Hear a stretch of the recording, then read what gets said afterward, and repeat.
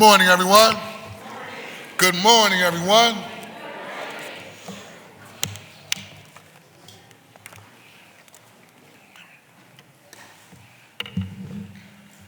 This is the public hearing and a public meeting of the Committee of the Whole regarding bills number 260199, 260200, 260201, 260202, 260203, 260204, 260205, 260206, 260208, 260209, and resolution number 260227. Ms. Lawhead, will you please call the roll? Councilmember Esquilla, Councilmember Gautier, Councilmember Jones, Councilmember Young, Councilmember Driscoll, Councilmember Lozada, Councilmember Bass, Councilmember Phillips, Councilmember O'Neill, Councilmember Gilmore Richardson, Councilmember Thomas, Councilmember Harity, Councilmember Ahmed, Councilmember Landau, Councilmember Brooks, Councilmember O'Rourke, Council President Johnson. Present. A quorum of the committee is present. This hearing is now officially called to order. Ms. Lawhead, will you please read the title of the bills and resolution? Bill number 260199, an ordinance adopting the operating budget for fiscal year 2027. Bill number 260200, an ordinance to adopt a fiscal year 2027 capital budget. Bill number 260201, an ordinance to adopt a capital program for the 6 fiscal years 2027 through 2032 inclusive. Bill number 260202, an ordinance amending Chapter 192400 of the Philadelphia Code entitled Hotel Room Rental Tax by providing for an additional excise tax on hotel room rentals, all under certain terms and conditions. Bill number 260203, an ordinance amending Subcode A, the Philadelphia Administrative Code, of Title IV of the Philadelphia Code, the Building, Construction, and Occupancy Code, by adding and revising zoning board of adjustment fees and provisions regarding hearing scheduling, all under certain terms and conditions. Bill number 260204, an ordinance amending Title III of the Philadelphia Code entitled Air Management Code to modify the amounts of license and permit fees under certain terms and conditions. Bill number 260205, an ordinance amending Section 19-1806 of the Philadelphia Code entitled Authorization of Realty Use and Occupancy Tax to clarify the imposition of the tax on the use and occupancy of real estate with respect to cell towers, all under certain terms and conditions. Bill number 260206, an ordinance amending Chapter 600 of the Philadelphia Code, Asbestos, by adding and revising provisions related to various fees, all under certain terms and conditions. Bill number 260208, an ordinance amending Chapter 19-1800 of the Philadelphia Code entitled School Tax Authorization to add a new Section 19-1808 entitled Authorization of Rideshare Use Tax to authorize the Board of the School District of Philadelphia to levy a tax upon the use by passenger of a transportation network company for a prearranged ride that originates in Philadelphia, all under certain terms and conditions. Bill number 260209, an ordinance amending Title 19 of the Philadelphia Code entitled Finance, Taxes, and Collections to add a new Chapter 194800 entitled Retail Delivery Tax to establish a tax on orders for the delivery in Philadelphia of retail consumer and other tangible goods, all under certain terms and conditions.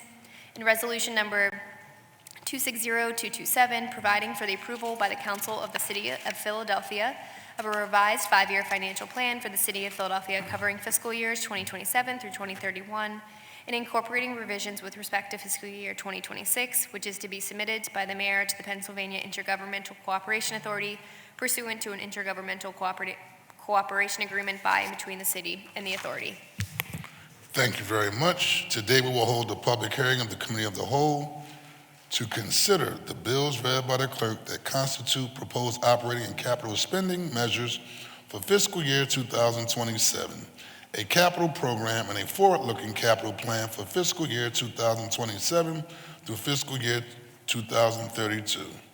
This morning we have scheduled testimony from the Department of Aviation and the Philadelphia Water Department. Ms. Lawhead, will you please call the first panel to testify from the administration? The first panel to testify from the administration is Benjamin Jewell, Water Commissioner, and Tracy Borda, Interim Chief Executive Officer for the Department of Aviation.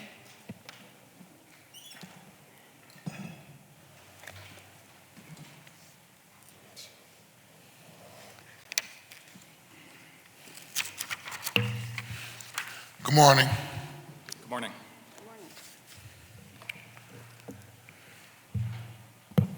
We're going to go with ladies first, and so I'm going to ask for Tracy to start. State your name for the record, and please begin your testimony. Good morning, Tracy Borda. I am the Chief Financial Officer and Interim Chief Executive Officer for the Department of Aviation. Good morning, Council President and members of City Council. I've just introduced myself, so I won't say that. As some of you know, I'm a lifelong Philadelphian and have served our city and airports for most of my career. It's an honor to be here today, leading the airports during this monumental time for our city. I'm pleased to present testimony on the Department of Aviation's fiscal year 27 operating budget. The City of Philadelphia Department of Aviation owns and operates Philadelphia International Airport and Northeast Philadelphia Airport. We are an enterprise fund operating efficiently with no local tax dollars, independent of the city's general fund. Both airports are self-sustaining, earning revenue through operations on site. We're on the tail end of the busy spring break season and about to enter the busiest summer in our history. As our city's gateway, we are ready, not just to move people, but to make every interaction a reflection of Philadelphia's energy, pride, and heart. As many of you are aware, federal employees at our airports have continued their hard work during the budget impasse. We applaud these dedicated employees for their service to the PHL airport community and for doing an outstanding job keeping PHL's wait times below the national average. Our strategic plan has guided our airport-wide preparations in advance of the exciting events of this year, some of which are already underway. Key focus areas include improving our facilities through more than $500 million in upgrades at PHL. I'm confident you will be proud of the work our team has done. Elevating the guest experience by providing passengers with first-class amenities and a taste of Philadelphia. Our concessions program has a unique founded in Philly focus in order to bring local flavors, iconic brands, and uniquely Philly experiences to the terminals. And finally, engaging local small businesses. Last year, we completed our third PHL Concessions Academy in alignment with the mayor's goal of creating economic opportunities for all to engage local small businesses and prospective vendors around the ins and outs of operating in a unique environment like PHL. We're also committed to building a strong customer-focused culture. Behind the hard work of keeping both of our airports operating smoothly is the dedicated team at the Department of Aviation. The department holds an 8% vacancy rate, one of the lowest in my history at the airport. Staffing levels have now surpassed 900 individuals in total for the first time, and we launched workforce development programs to provide training and advancement opportunities for our employees. We're proud of the role in creating good-paying, family-sustaining jobs for the residents of Philadelphia. Over 17,000 badged employees work within the full PHL and PNE airport community and help our team maintain an important economic asset for the region. As our team continues to grow, so is our connectivity around the world. Last year, American Airlines started direct service from Philadelphia to Milan and Edinburgh. You can now connect directly to 17 different destinations in Europe, a number which will grow to 19 this summer when routes to Budapest and Prague commence. To support this important work, our fiscal year 27 budget request is $599,535,576, an increase of over $30 million, or 5.4%, over our fiscal year 26 estimated obligations. This budget reflects our commitments as we focus on building for the future with modernization updates to our terminals and facilities, advancing sustainability, furthering our air service development efforts towards connecting Philadelphia with more global destinations and key markets in South America, Africa, and Asia, and continued efforts to develop a premier workforce that will lead our efforts towards future progress. Thank you for the opportunity to deliver testimony here today. I'm happy to take any questions that you may have. Thank you very much. Please state your name for the record and please begin your testimony. Good morning, President Johnson and members of City Council. My name is Ben Jewell. I'm Commissioner for the Philadelphia Water Department. Joining me here today are members of PWD's leadership team, and I'm pleased to provide testimony on Philadelphia Water Department's fiscal year 2027 operating budget. As you're aware, the Water Fund is an enterprise fund of the city and is supported by revenues generated through charges to our customers. The Water Department's operating budget is a component of the Water Fund, and it's the operating budget for which this testimony is provided. As the Commissioner, I have the honor of working beside over 2,100 of the best water professionals in the nation, including nearly 1,500 members of District Council 33, nearly 500 members of District Council 47, who all work diligently to protect the health and safety of our community. They do so by ensuring the delivery of safe, high-quality, and reliable drinking water and treatment of wastewater and stormwater to protect our rivers and streams. I'm proud to report that the Water Department has been publicly recognized for leadership on a variety of programs during the last year, including, but not limited to, successfully completing our 27th consecutive year of voluntarily complying with enhanced drinking water quality standards under the Partnership for Safe Water program, and receiving multiple awards for the completion of our Flat Rock Dam renewal project, which has delivered water quality and quality of life benefits to the Manayunk Canal. The proposed fiscal year 2027 Water Fund budget totals $619.9 million, an increase of $12.4 million, or 2%, over the fiscal year 2026 estimated obligation levels.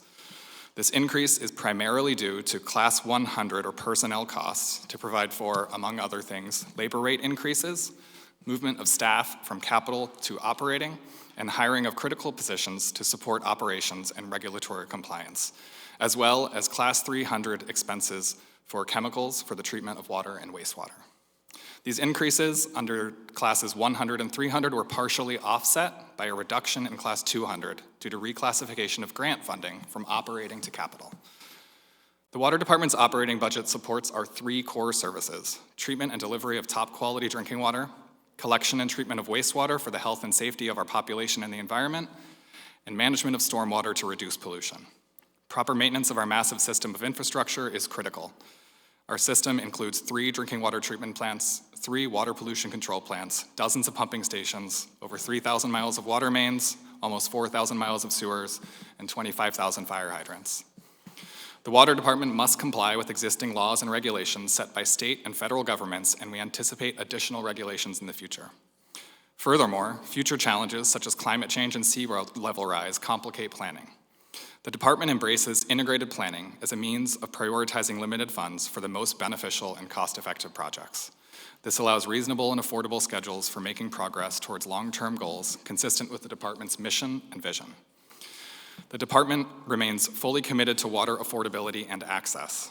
The city has been successful in increasing enrollment in the Tiered Assistance Program, or TAP, with roughly 65,000 customers now enrolled in TAP. In addition, more than 23,000 customers are enrolled in our Senior Citizen Discount Program. In 2022, new policies were introduced that greatly reduced the number of customers eligible for payment-related water shutoffs, and we are continuing to work collaboratively with the Revenue Department and the Managing Director's Office to fine-tune those policies and increase outreach to customers facing shutoff or who have growing debt.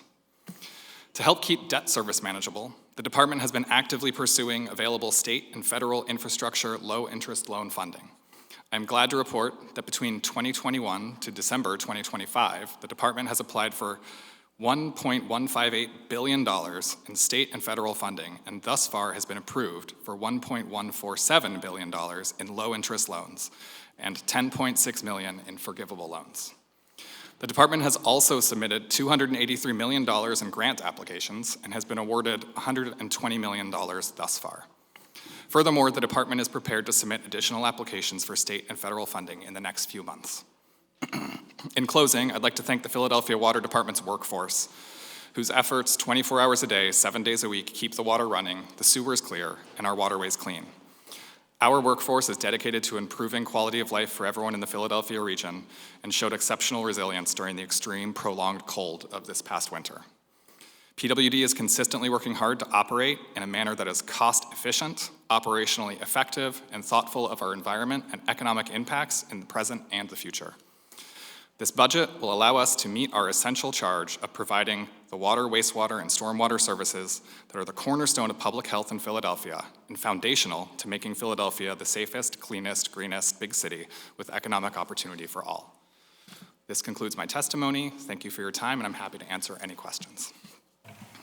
Okay, thank you very much. And I want to start off by acknowledging the work that Tracy Border have been doing as interim chief executive officer. I know you have been a part of the airport operations for a significant period of time, and you know I'm a big fan of the airport since I became a council person. And although I enjoy being the city council president over 16 other bosses that I have, as a district councilman, I'm proud to represent the Philadelphia International Airport, and also been a frequent flyer. I'm a firm believer that we continue to improve and make progress in moving the Philadelphia International Airport forward, and thank you for being part of the overall operation and being at the helm at this particular point at such a time as this.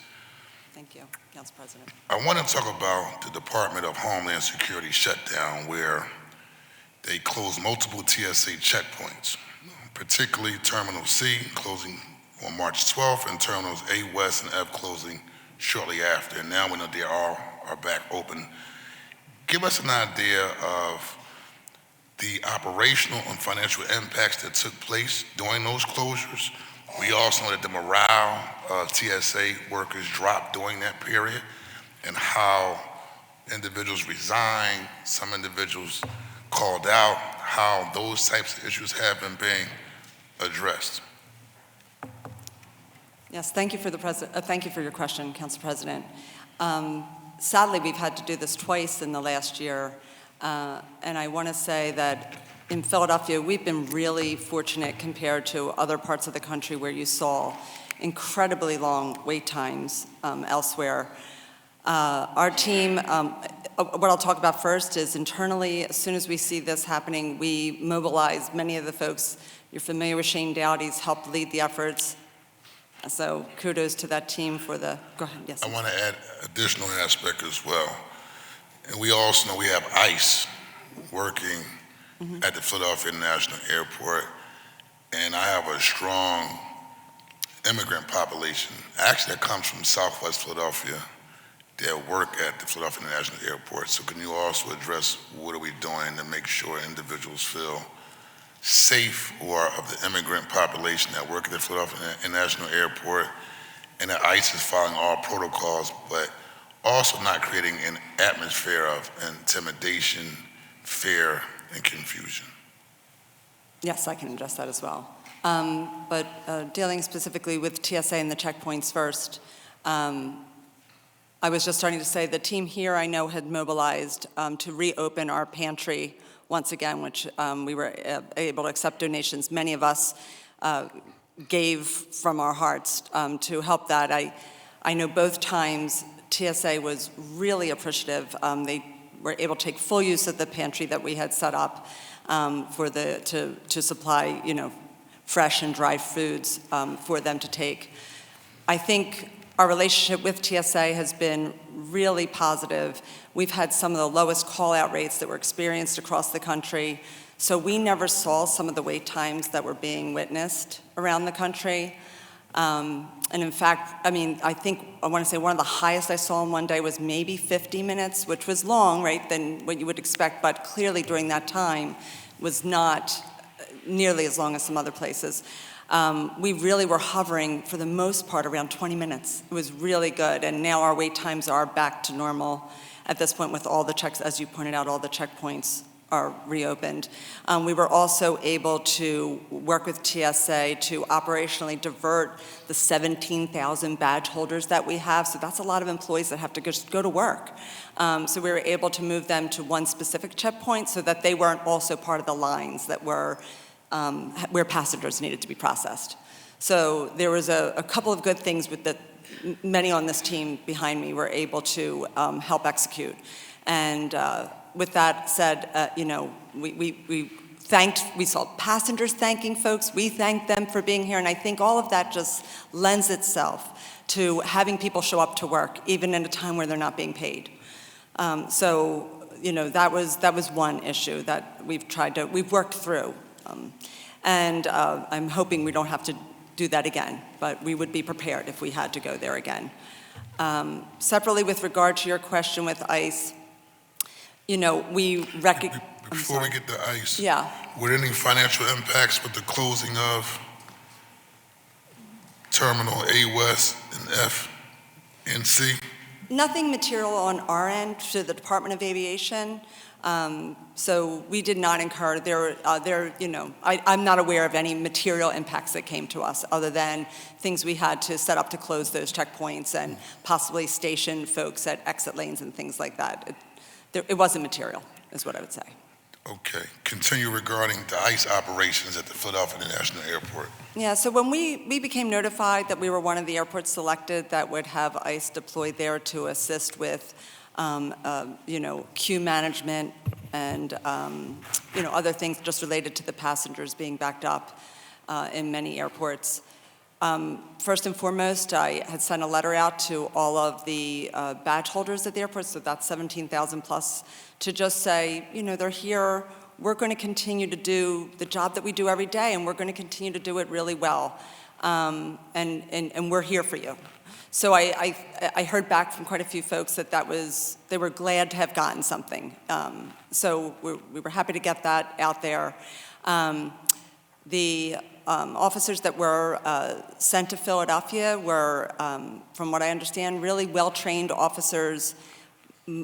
Our view of them in the terminals where they were being very supportive of queue management, handling some of the exit lanes, advising people, it's called divestiture, the folks that remind you to take off this or take the jacket off or make sure you put your laptop in a bin. We really had no issues. We made sure our chief operating officer and others here were in the terminals pretty much full-time during that time, chatting with passengers, chatting with the agents themselves, chatting with TSA, chatting with our various vendors that work there, just to make sure that everybody knew we were okay. And right now, the good news is we're at a point where we're told that as of tomorrow, we won't have any more ICE officers at the airport. They should be gone. There may be other parts of the country that are still seeing lines. We're not sure. I know the call-out rates are dropping for TSA pretty quickly. We never really suffered with a tremendous amount of call-out. We had some, but again, not compared to other parts of the country. Where they may still be needed, they're not needed in Philadelphia. And my understanding at this point, they'll be gone tomorrow. I want to clap. Yeah. Yes. I want to talk about DEI, right? Diversity, equity, and inclusion. From my understanding, on the federal level, we can no longer, from the Philadelphia National Airport standpoint, use that type of language as well regarding our contracts and procurement. Is that correct? Well, at the federal level, we still do have a DBE and an ACDBE program. The issue is people have to go through an evaluation process, Okay. which I do have a person here who can speak to that even more detail. Can they please? Because we want to still continue to make sure, even with the current climate, Yeah, we're still absolutely. making sure local businesses. What I will point out is while Beatrice Isaac comes up, I'll say this out loud, it's a part of our DNA at the airport. And Okay. Thank you Yeah. for saying that. Appreciate it. In the meanwhile, I want to get a shout out to Shane for all his hard work and dedication and making sure the lines of communication between council and the airport is open. Always good to see you.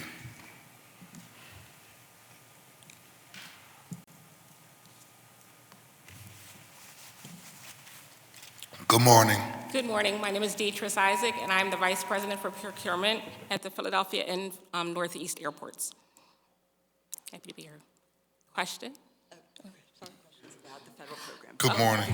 It's a diversity, equity, and inclusion number, and I want to see how we're making sure regardless of whatever changes have taken place in terms of on the federal level and the reevaluation of individuals having a chance to participate in the procurement process, how we're still making it a priority for local small businesses to participate, but also that process is still diverse and inclusive in terms of people of color and women.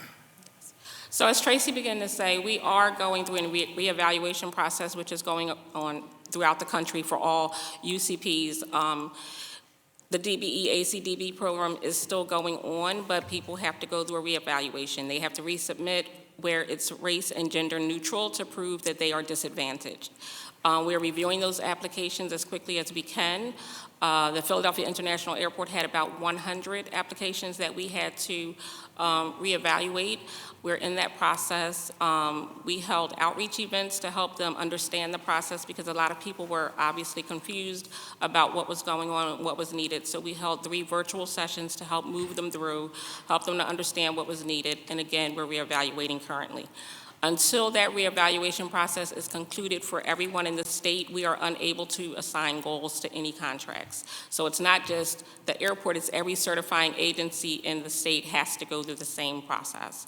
I will say that in spite of us not having a up and running DBE program where we're able to assign goals, our intent at the airport is the same, right? And economic opportunity for all means everyone.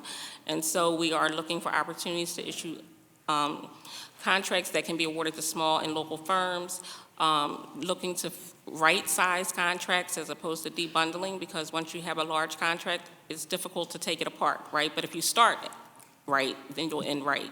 So our hope is that we're able to look at contracts where we can right-size and find those smaller contracts for firms to be able to participate.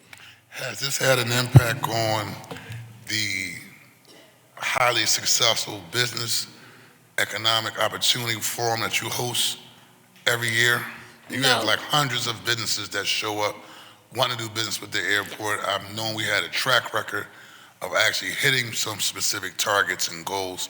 And I call it being a model for other city agencies as well to show that we can get it done. Has these new changes impacted that process and those particular businesses that normally participate? So right now we can't really see the impact.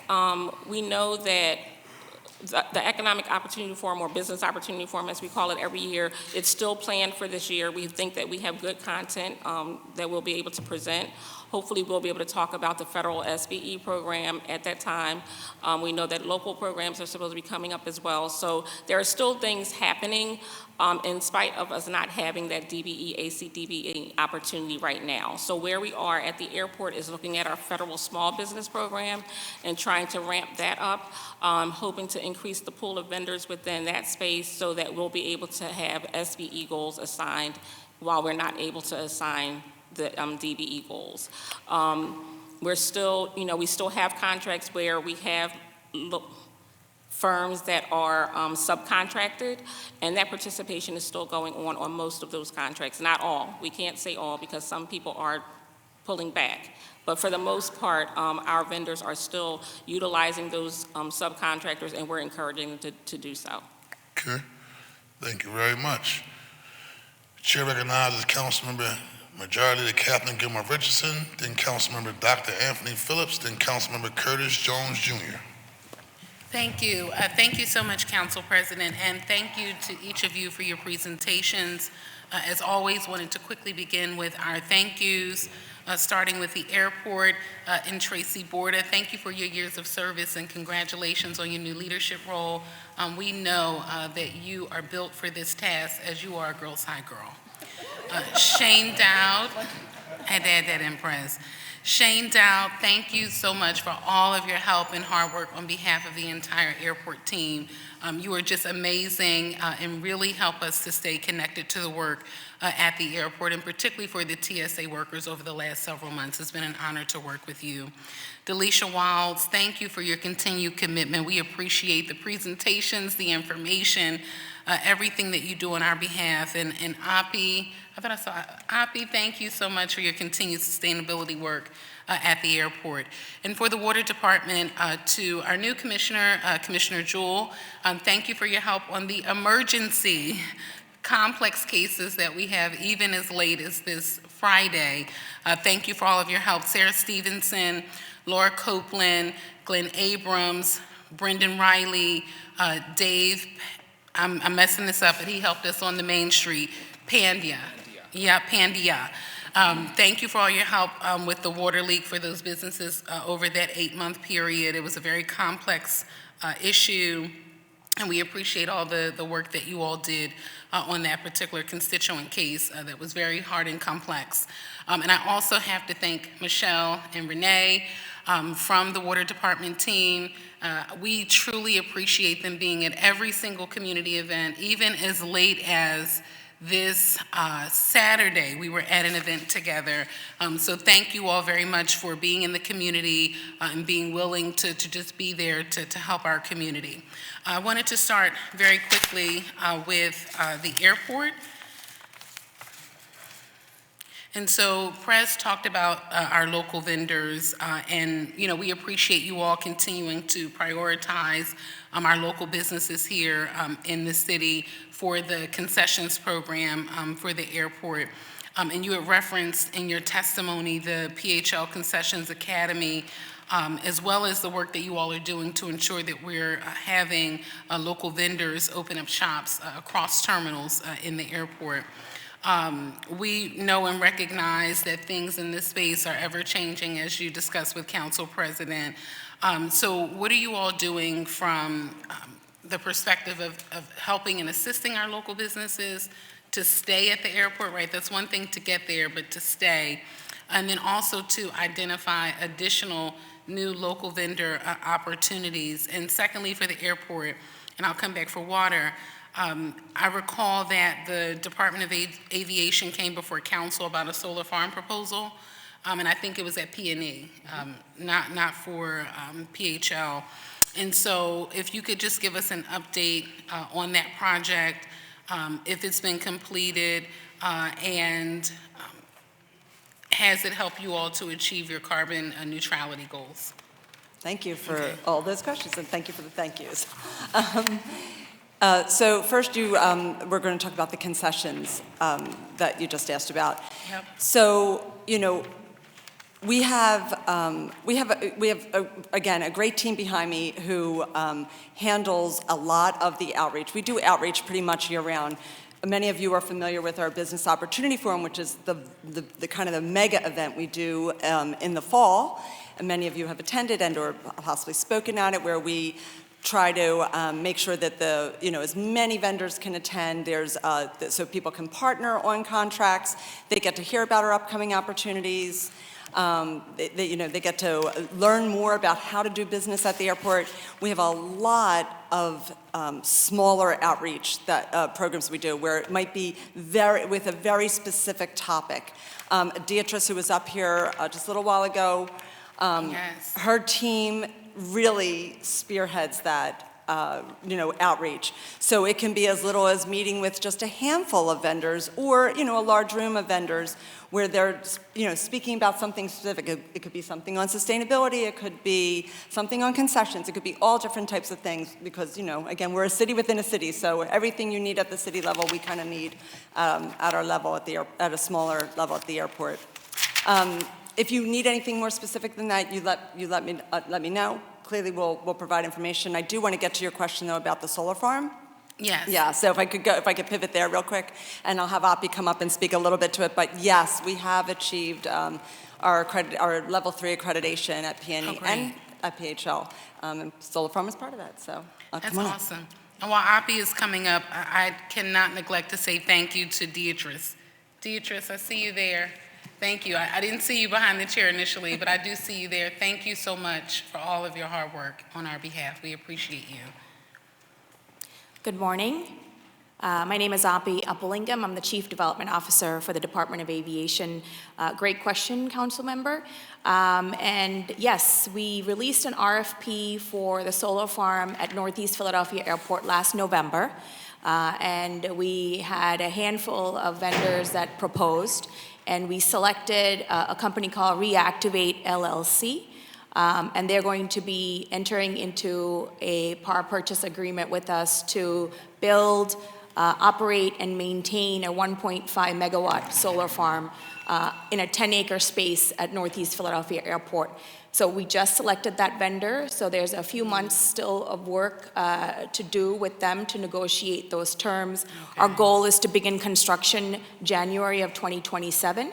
and complete the construction by December of 2027, so that we can actually get some tax credits along with that, or the vendor will get some tax credits. And as a result of building the solar farm, it's going to help us move forward with our carbon accreditation goals. And as Tracy mentioned, we did go up a level for Northeast Philadelphia Airport to level 3, joining PHL at level 3, the only 2 airports in the state of Pennsylvania to achieve level 3 our airport carbon accreditation, which is optimization, which is where we're starting to look at scope 3 emissions. So I'm incredibly proud of the DOA team and our commitment to sustainability and meeting the city's goals. Thank you. Well, thank you very much for your work. I heard the bell, and I'll honor the clock, and I'll come back on the second round. Thank you for honoring the clock, Majority Leader. Thank you, Council. Such a strong example of leadership. I have a question in the spirit of my chairperson of Public Safety, Member Jones. What are we doing as it relates to the 250th celebration, as it relates to heightened security? We know as a country we're in war, right? And there was a specific statement saying we're going to target key places in America, right? What is our preparation plan to make sure our customers, workers, and our overall Philadelphia National Airport is safe during this time? Well, I'll start off by, it's a great question, and I'll start off by saying, just in general, whether it's this time or other times, in order to get a badge at the airport, we all go through safety training, and we're all aware that our facilities care workers who are like sometimes the line of first defense, right? They're out there walking the terminals, cleaning the terminals, and they keep their eyes and ears well trained to notice anything abnormal, right? And how to report it very quickly. Our Chief Operating Officer, who is here today, Greg Phillips, and his team from operations, their safety is their #1 priority at the airport. So it's just, again, it's ingrained in us because being an airport, that has to be what we think about. So as we prepare for this year and expecting the highest levels of traffic. Yeah, I wanted to push a little more because I know Yeah. you said we do this irregardless, but Exactly. however, this year, especially with FIFA more than anything else, folks will be coming internationally to our country and will be coming through that airport. So so our operations folks, led by Greg, they. Is Greg here? Greg is here. He can wave his hand. Can Greg come on up and talk about, like, are we working with Nope. FBI, DEA? Yep. I'll keep talking while he's on his way up, but I mean, their job is to be part of the FIFA operations plan, so there's work being done on that end. Of course, we also have the Philadelphia Police Department and the Fire Department assigned down at the airport that work there, and they're a part of that plan as well. So yeah, we're on it. From the administration side, what's the role of FEMA and the managing director in terms of the operations and partnership with the leadership team at the Philadelphia International Airport to just monitor operations just in general? And are we on high alert, moderate alert, or low alert? I'd have to get back to on that. I don't know that we're on a different alert, but we are definitely all being trained and working closely with city officials as well as we prepare for a wonderful thing of an onslaught of people, and hopefully everybody is here obviously safe and secure. That's our main goal. Okay, Greg, can I put you on the spot, sir, to get your There perspective? you go. I couldn't. Thank you. Thank you, Council President Greg Phillips, Chief Operating Officer for the Department of Aviation. What an important question, and something we absolutely view as critical as we prepare for these summer events, and particularly for FIFA when we welcome the world here. So we're working closely with the police department to ensure that we are training, that we are preparing, and that we will be prepared for these events here. We recently, within the last month, held an active shooter drill. We've put together an operational plan that addresses security for the airport, and we will continue to prepare, working with TSA, working with the Customs and Border Protection Service, CBP, and also with our own operations department and the police department to ensure that we're providing a safe facility for these operations. We recognize the potential for bad actors during this period, and we want to be prepared. Do we have a plan to educate staff to pay attention, zero light focus around human trafficking, especially during this time? So we recently, and Tracy, I don't know if you want to speak to this here, but we recently initiated a human trafficking education program, and that is an ongoing effort that we will continue to highlight. We highlight it on our website, we highlight it across and through the airport, and we will continue to recognize that as an important effort as we move towards summer events, and really beyond that at all times. I will add that we, when we go for badging, we go through human trafficking training so that, again, all 17,000 plus badge holders understand, what to look for and how to act upon that if something is noticed. We have signage everywhere throughout our airport, so that we're pretty much alerted to that just being an airport. And again, I would say, to your point, on a higher alert now that we know we have a ton of traffic coming our way this summer. I want to thank Member Dr. Nina Ahmad for her leadership on this. For a brief point of information. Thank you, Council President, for highlighting this, and I want to thank the airport I was at the press conference when you announced this campaign, and as you know, our campaign here in the city is just going to be rolled out. We have awarded the RFP to the 3 firms that are going to work on it, and we're connecting you to them to make sure we are all consistent in the messaging across the city of Philadelphia, including for those who are visiting. So I just wanted to say that is ongoing, and I thank the Council President for making sure I got that allocation.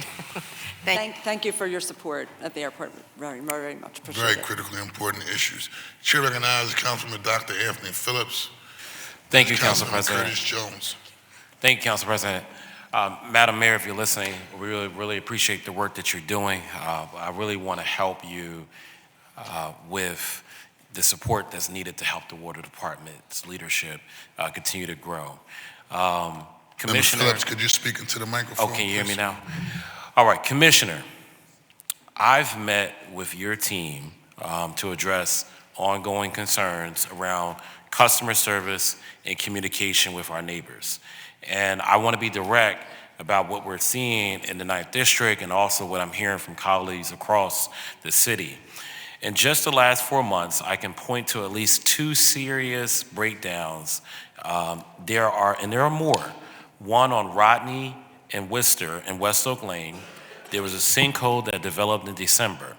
The department was aware, yet it was not addressed until weeks later in January. During that time, residents had their water shut off without notice. Families were left scrambling, relying on relatives in my office and community partners just to access basic water. Then on Missioner Avenue, we saw another case of a broken lateral that limited communication, and there was limited communication from the department. And again, water service disrupted, and despite all of this, the neighbors are still receiving bills. The question that I have is, when you have, and you could take note of this, I'm about to give another one. When you have a water main break, why isn't there a credit that could be given back to the neighbors for their disruption for weeks on when it comes to water? And then also another question that I have is that we have a public affairs team with the Philadelphia Water Department, but I don't see anything reflected in this budget that says we're going to do a couple things. We're going to go walk neighborhoods and help people understand what they're responsible for from laterals and so forth, and maybe they can get an insurance on this if something happens. And then number 2, with the public affairs team, we don't see a sense of understanding, like, let's let council members know on a weekly basis when disruptions are happening in the neighborhood. I was just driving by Sedgwick and Rodney today. Didn't know anything about this whole water department construction that was taking place. A lot of the public affairs team members should be there to make sure that individuals understand exactly what is going on in the timeline for water disputes. Also, I appreciate the groundwork laid by this body and then former Councilmember Parker, including efforts to connect residents with American Water Resources. But let's be honest, that's not enough if people are still left paying out of their pockets for issues they did not cause or being billed during periods when they didn't even have access to water. Now, I want to be clear, I appreciate the hardworking men and women of DC 33 and 47. I know you just stepped into this role, Commissioner, but leadership is really important during moments like this. So given the reality of our aging infrastructure, I just have the first couple questions. Can you provide clear, proactive communication when service disruptions occur? How can we work? Are you working on addressing that? What are the immediate support systems, including access to water for residents impacted by shutoffs due to emergencies like sinkholes? And most importantly, can we provide real financial relief so neighbors are not billed or burdened for circumstances completely outside of their control? Thank you, Council Member, and I appreciate, I know we've had a couple meetings, I appreciate the challenge and the push to move this department to do better and step forwards and really try to reach both all of the council members here and all of our residents. I do think I met with Councilmember Thomas a couple weeks ago and kind of talked about how we can help people understand, right? Government is complicated, and sometimes government is hidden. And that is fine if government is working effectively and efficiently to serve our residents. And at the times when it's not, it's incumbent upon us, it's incumbent upon me as a leader to set the tone for our department that is customer focused and service oriented. To your points and your questions, we have done a couple things recently to try to address communications around emergency disruptions. I will note that with the Rodney and Worcester situation, we were working for a prolonged period of time to try to understand exactly what the issues were there in the effort to try to prevent what happened.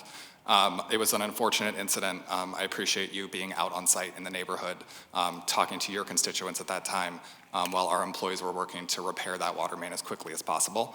So our standard operating procedure for water disruption is for the staff that are on site to go door to door and knock to notify folks that water will be turned off. There are times when it cannot be avoided. And that is a part of our business. And our goals are to restore water as quickly as possible. Our service level goal in our 5-year plan is less than 8 hours. I think we exceeded that goal this past fiscal year. But the expectation from us, from my leadership level and down, is that our crews that are in the field are making notifications. To that end, we've been working recently to update Leave Behind that we also have. So first step one is knock on the door and try to talk to someone. The only way you know your message is received is if you talk to a human being and they understand, you receive the message. In the event that we can't do that, which is fairly normal because we're all at work. If something happened at our house, we wouldn't be there either. We have a Leave Behind that it notifies folks of what we're doing, why we're there, that it's the water department who's here, and that we're actively working in the neighborhood to resolve the issue. We very recently just went through a process of our operations team working with our public relations team to update those Leave Behinds.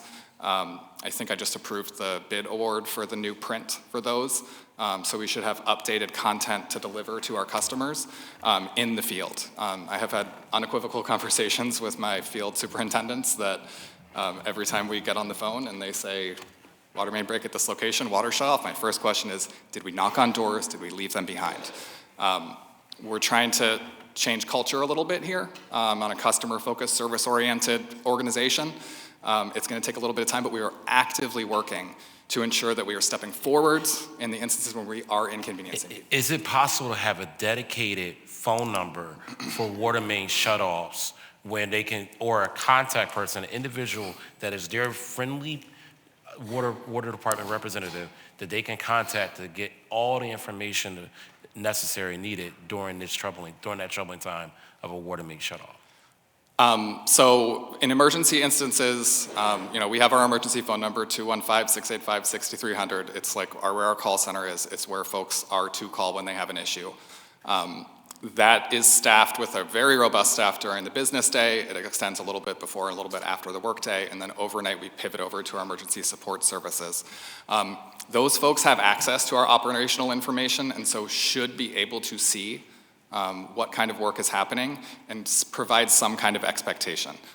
We already provide that service. I'm happy to, and I know we're going to meet in a couple weeks, I'm happy to continue this conversation and figure out like what more we could do on the capital side. If we're doing planned work and there are planned shutdowns, they should have a dedicated phone number to a direct person, not our call center, that is provided well in advance of project happening and reiterated regularly during the course of the project in order to ensure that there is a connection between someone who is physically present, managing the contractors who are delivering the services for us, and the customers should they have issues.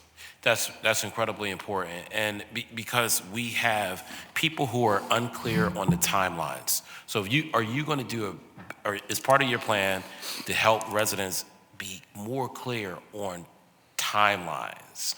Whereas, yeah, there's being work done, but you're like, what work is being done? What's step 1? What's step 2? What's step 3 and 4?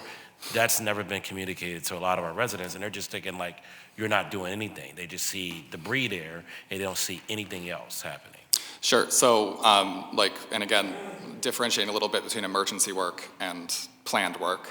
I think like on the planned work side, we've done some efforts internally to try to establish like real measurable standards for when we're going to contact folks, at what phases, before construction, during construction, and we should be able to set those expectations. We have a planned meeting with Better Services Philadelphia coming up later this month to make sure that our practices are aligned with best practices around the city. So I think to answer your question simply, certainly for planned work, we can and should be able to do that. For emergency work, it's a little more fluid because it's like we open up the street, we see what's there, and then we have to respond in real time. And so our goal is really to, as quickly as possible, deploy folks who are prepared to do the work so that we can restore services. I'll have to come back for another round, but I just want to get this in for 20 seconds. If I could say, think about this as well. I just learned about a resident that's not even in our district that has a $65,000 water bill that is from a previous owner. And so $65,000, and now it's attached to the property. We need to get to a point where we keep up with the person that caused it, as opposed to you're putting people more in debt. Yes, they're inheriting this property, but why should they be responsible for a $65,000 bill that a previous owner didn't do? And then still think about, I still need a response on getting a credit, if I can quickly, a credit basically back for the water disruption. If they didn't have no water because of disruption, why are they still paying their water bill? So go ahead, you can answer. I'll wait for my second round after that for another question. Now the chair extends additional time to Councilmember Dr. Anthony Phillips. Okay. All right, go ahead, Commissioner. Thank you, Council President. The chair recognizes the Water Commissioner. Okay. I've got Susan Crosby, Deputy Commissioner in Revenue for Water Revenue Bureau, who can provide some context on real estate transfer and how we handle transitioning meters.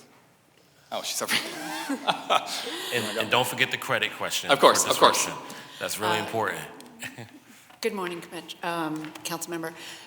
In regards to the real estate transfers, we deal very closely with, my apologies, thank you, Susan Crosby, Deputy Revenue Commissioner for Water. We work very closely in Revenue with our law department to work with the title insurance agency to educate them on how to get the total amount that is due on water bills as part of the real estate closing process. We've actually created a special process where they can request a payoff amount that would clear any outstanding liens or court judgments associated with a project. And as part of that, we also let them know if there is an active meter reading. In many cases where you get those large bills, those surprise bills, where there may have not been a meter reading for a period of time because they have not been upgraded to the new meters, we let the title insurance agents know that so that they can make sure. Excuse me, ma'am. Councilman Kendra Brooks, I have a point of information. At a similar situation that I want clarity about, we had a constituent who inherited a $3,000 water bill from the builders of a brand-new home, and they went through the process of the department to contest the bill to try to find answers for it. And eventually, what led was that the builders end up getting a $2,000 discount, so theirs was dismissed, but the new homeowner who just a new build had to pay $1,000, which was the portion that was left. So I would like to understand also, to council members' point, like who decides what gets dropped off, what doesn't get dropped off, who has to pay, who doesn't have to pay? Because I was thinking it was a one-off thing, but his situation that he mentioned is very similar to mine, and the lack of communication between the two departments is, between all of this is concerning. Yes, thank you, council member.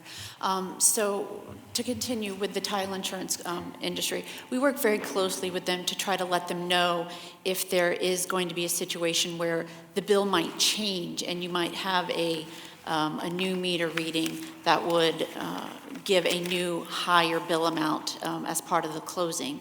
And so we work very closely with them to try to get these issues resolved at the closing table so that when the new owner takes possession of the property, they start with a zero bill, and that the prior owner pays what they're responsible for and the new owner starts fresh. The issue comes in is when people are not dealing with title insurance company and they're dealing at arm's length. And in those cases, we see those transfers, we do encounter many of those problems, and we work with both sides of the transaction to try to resolve the issue to determine who is responsible for that water bill. Inevitably, the person who owns the property takes responsibility for that water bill.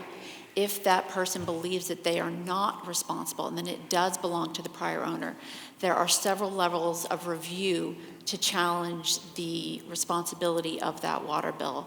We have an account analysis unit within the Water Revenue Bureau that will review the title transfers, the timing of the transfers, and who is responsible, and if an adjustment needs to be made from one account to another.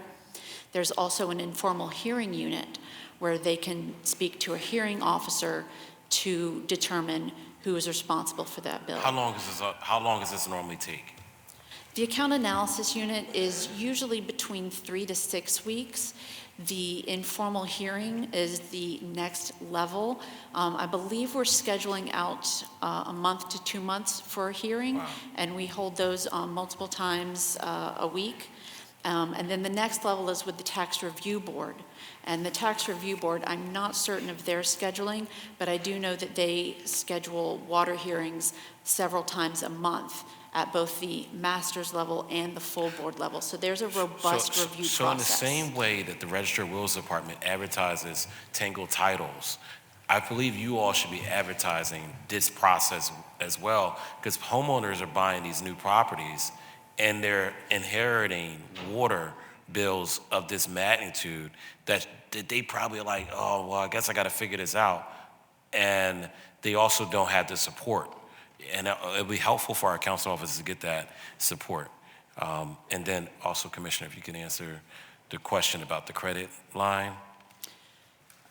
Just one more thing briefly. Councilmember, if there are specific situations of customers who have experienced this issue, please do let our office know, let me know, and we will work with them to help untangle the water bill issue or help guide them through the dispute resolution process. No, I just think it's something that the public affairs team should be doing. I think that we need a stronger leadership team that has experience with public connection and outreach. I feel like it should be reflected in this budget, someone who's going to come in and change customer service relations as a deputy that we can work with, because that's more proactive communication, including, I saw reflected in the budget, FY27, you're going to be doing more social media outreach about the laterals. But why don't you have a public affairs team just going door to door or giving out, make sure telling council office, give every neighbor you see, let them know, so it'd be more awareness about who's responsible for what in the city of Philadelphia. But I just don't think that's happening. But are you looking into that? Are you looking into expanding that operations and being proactive when it comes to communication about these things? And please answer the question about the credit. And I promise I will. But on this communication question, I think the simple answer is yes. We are here to push out an understanding of how things work into these neighborhoods. And also, I know, like, y'all are real trusted messengers for your constituents, and so we also want to kind of invest in you. I know one of my assistant deputy commissioners came back from a meeting with Councilmember Bass just 2 weeks ago, where we talked through our capital program and how it works, and she came back and was like, it was fantastic. We had a dialogue, we exchanged information, it felt like there was understanding. I had a meeting with Councilmember Thomas just a couple weeks ago, same thing. So we are committed, one, to helping everyone in this room understand how we work. And also, what my hope is that by kind of like solidifying those working relationships and coming to a common understanding, that we can walk out into the neighborhood with you all side by side, lift each other up, and help make sure that our customers, your constituents, the residents of the city of Philadelphia, the friends, families, and neighbors of our employees, all understand what we do, how we do it, what kind of assistance is available, what our capital program looks like when it's coming into the neighborhood. We heard some of this in the Streets Department budget hearing yesterday. I think we're here for it. And it might not be reflected in an increase in funding in our budget request, but it will be reflected in the actions that our employees are taking as we try to figure out how we can work together to try to reach those folks in our neighborhood. And that's why the $12.3 million that's been reflected in increase for funding, I'm all for it going to our DC 33 and DC 47 workers, class 100. That needs to happen, if not more. However, that class 300 and class 200, I think that needs to be reconsidered, because we have other departments in the city of Philadelphia that are doing a great job or trying to do a good job, but they're lacking, they're being sustained through the typical funding they normally always get, including our Parks and Rec, including our libraries. They need that boost. So even if it's like at 12, you take 5, you put it somewhere else, we need to do something, and your projects need to wait until you get customer service together. You know what I mean? I need to have a better understanding of why that 300 is so needed as well. So that's another question. And just we're enterprise fund fee for service, right? So the exchange of money across the general fund boundaries is not something that serves that drives our services. And I did want to get back to your question about credits, just because you want an answer, and that's why I'm here. Right. Our bills are based upon a rate structure. That rate structure is based upon findings of the Water and Sewer Rate Board, and it fits into a larger legal context that governs how we collect the fees for the services that we provide. In the instance where, they comprise of a couple of different components, but one of them is the amount of water that you're using. And so during a water outage, obviously the water flowing stops, and so there is a nominal savings there, not the kind of savings we want. But The reality is, like right now today, the way that our the way that our rates are applied in the city does not allow for like a credit to be given during a water service interruption. All of the bills are calculated based upon the rate structures that are put forward in our rates and charges that have been put before the Water and Sewer Rate Board in a public process that was passed by referendum 10 years ago. Yeah, that's, wow. I mean, you could at least, at the very least, put in your budget, giving Rep. Carroll and I were out here giving out bottles of water to people when they didn't have any water. I mean, that should be your team walking and giving water when there's water disrupted that they had no control over. So, and you can't give them a credit back on their bill? I don't know. I think that needs to be investigated. It just doesn't, it's just not public friendly. So, thank you. I have more, but I'll wait. My other colleagues, I want to be respectful. Thank you, Member Dr. Anthony Phillips. Councilman Curtis Jones. Thank you, Mr. President. Let me start by saying thank you to the Parker administration. Maybe not on taxation, but at least on operations. This has been, in my history in council, one of the least contentious back and forths about operational issues. So thank you for that. I want to start with the water department. Let me start with aviation and say that thank you for the experience. Many of us who travel throughout the airport feel proud of the appearance, the welcoming nature of the airport. I have my staff over there has been to 41 nations and ranks you very high by way of ambiance and importance and efficiency. Istanbul and Dubai and Atlanta, you need to work on getting up there with them. But those are high marks. Two things. One, thank you, Mr. President, for asking about security. But I'd like to switch to the air traffic controllers. How are we keeping up? We took a tour, our staff went to the airport, and we actually went up in the towers to see the incredible job they are asked to do. How are we keeping up compared to other airports with keeping those personnel in there refreshed and not overworked to the point of exhaustion? And then, number two, I'd like you to talk to, in the 250th birthday of this nation, we're going to get a lot of visitors, and some of them have visual impairments. How are we accommodating those individuals who may have issues with signage? Overbrook School for the Blind is producing signs that actually have Braille on them. And are we going to incorporate that? And can they be asked to assess the airport like they've done SEPTA? SEPTA does a really good job with the audio. Bus is turning, or this is your stop, kind of audible prompts that help people that are visually impaired. So those are your two questions, and now run over to the water department.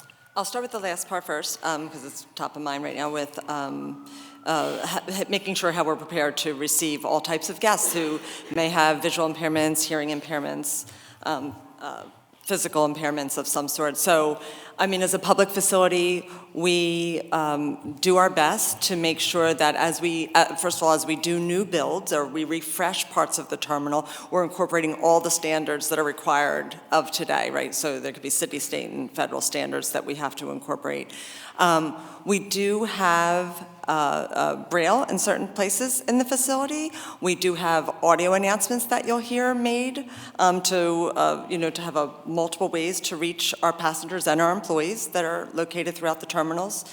And we also have language assistance lines dedicated at our our informational booths that are manned by both staff and volunteers. So we have a wonderful volunteer program that's present there, and they're well equipped to handle the different needs that may be associated. We also have a full communication center so that if we have to refer them down to somebody who has more capabilities, we can get to somebody who can help with individual passenger needs. So, would you be willing to let the Overbrook School for the Blind come down and give you a opinion on how you are doing with the Braille and other amenities for people with. That's a great idea. Yeah, I Yes? mean, yeah. That's, Okay, all right, good enough for me. We'll talk about it, okay. All right, And then you asked about the Air traffic air traffic control. controllers. So, yeah, this is obviously a nationwide issue that, we have to deal with our federal partners on that because they're not our employees. Again, I think in Philly at least, we do, again, through the teams here, we do a great outreach and, working with our various federal partners, including the air traffic controllers that are here. In fact, if you recall, I want to say it was last year, I might be mistaken, but we've even had to, because of the problems in kind of the New York air service area, we've even had to take on some work. I don't think it's happening currently, but about a year or so ago, we were taking some of that. Not that, I don't think the traffic, but we were handling, the air traffic controllers were handling some of the air traffic there. So I don't have anything specific on that, but I'm happy to look into it, and, we can get back to you with what we know, but we're well aware that we need more air traffic controllers around the country. Yeah. same thing for the Northeast Airport in light of what we went through with Driscoll. Yeah, so I mean, the air traffic controllers were very responsive there and on top of that issue. I mean, that was, a horrible situation, but also wonderful in its outcome because it could have been much worse, right? So we were thrilled. They worked very closely with the flight school, with the fire department, with the police department, all of who were there, along with some of our electeds here and others who were present, and our chief operating officer, myself, and the Northeast Airport Management were all there. So we're really supportive of our air traffic controllers. So I'm going to switch to, because my time is up. Thank you for those responses. Commissioner, first of all, thank you as well. Some of your dedicated employees have worked under tremendously harsh conditions in the weather. I remember a water main break in my district where I was riding by and there was a man with a jackhammer, in the 52nd Ward actually, with a water main break, and the ice crystals had frozen around his beard. And he continued to work. And he was out of the 29th and Chalmers Street depot. We went out and recognized him because of that. Question I would have simply is, and thank you for when we had water emergencies, because sometimes we harp on the things you don't do and don't memorialize the things that you do. When we had water threats that your sensors picked up along the Schuylkill, you were quick to respond to that. It scared the bejesus out of us. Everybody made a run to Walmart to get water, but it's better to know than not know when we have an issue, so thank you for that. There is a project in the 4th District I'd like you to update us on. There is a drill from the City Avenue Water Treatment Plant that is going to go under the Schuylkill River and up to East Falls. Can you tell us where we are with that? Yes, and thank you for the kind words. Greatly appreciated. I constantly try to remind myself that 99% of what we do isn't seen, and so it's nice to know that people appreciate all the work that's done. The project that you're specifically asking for is referred to as our Schuylkill River Crossing. This is part of our water revitalization plan, and is one of the phases necessary for us to be able to upgrade water treatment facilities in the Northwest, and also a phase of an interconnection, or the ability to supply the city of Philadelphia from either the Schuylkill River or the Delaware River, should something happen that prevent us from accessing water from one of them. That project kicked off its design phase during this winter, and so design is started. The work as currently scoped will be kind of like 2 shafts that are connected by a tunnel that runs under the Schuylkill River, leaves one of our properties at the city, the Belmont Water Treatment Plant, and the other shaft is at our Queen Lane Water Treatment Plant. So we're probably 5 to 6 years of design into a very complicated project that is just a long tunnel in rock that will eventually have a water main run through it. and a pump station at one end and storage on the other that allows us to move water effectively, efficiently from one side of the Schuylkill River to the other side of the Schuylkill River. It also provides redundancy for us for some infrastructure that we don't currently have redundancy for. So we're 5 to 6 years of design. Once design is complete, you're talking bid, construct. So 10 years, probably at least. Okay, we can wait. 50% of our water, Mr. President, I'm turning over the mic, comes, if you live on the west side of the city, it comes from the Schuylkill River. If you live on the east side of the city, it comes from the Delaware.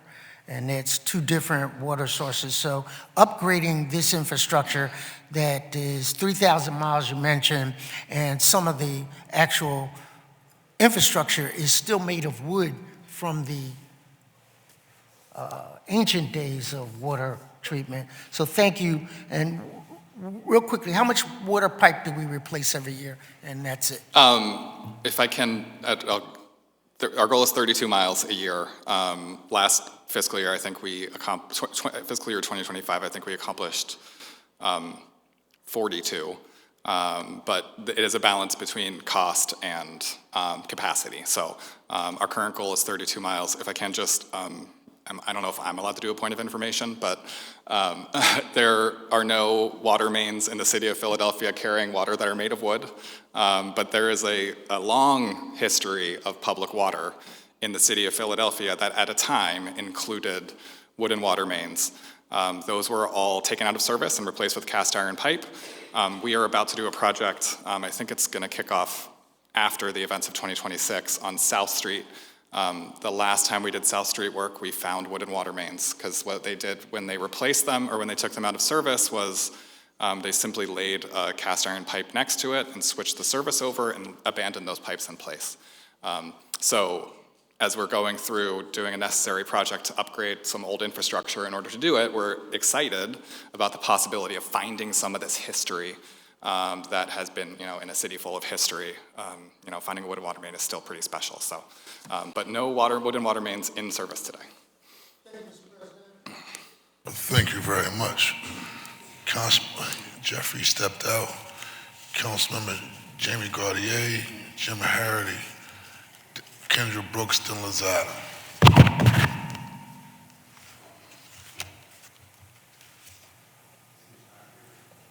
I didn't even see that. Councilman Jim Harity. Hallelujah, look at that. God is good. All the time. Amen, amen, amen. All right, look, I have a ton of questions for the Water Department, more after Phillips's line of questioning. I too am kind of trying to figure out all this stuff. We're going to get a raise in our electric bill. They're saying it's going to come out to about $35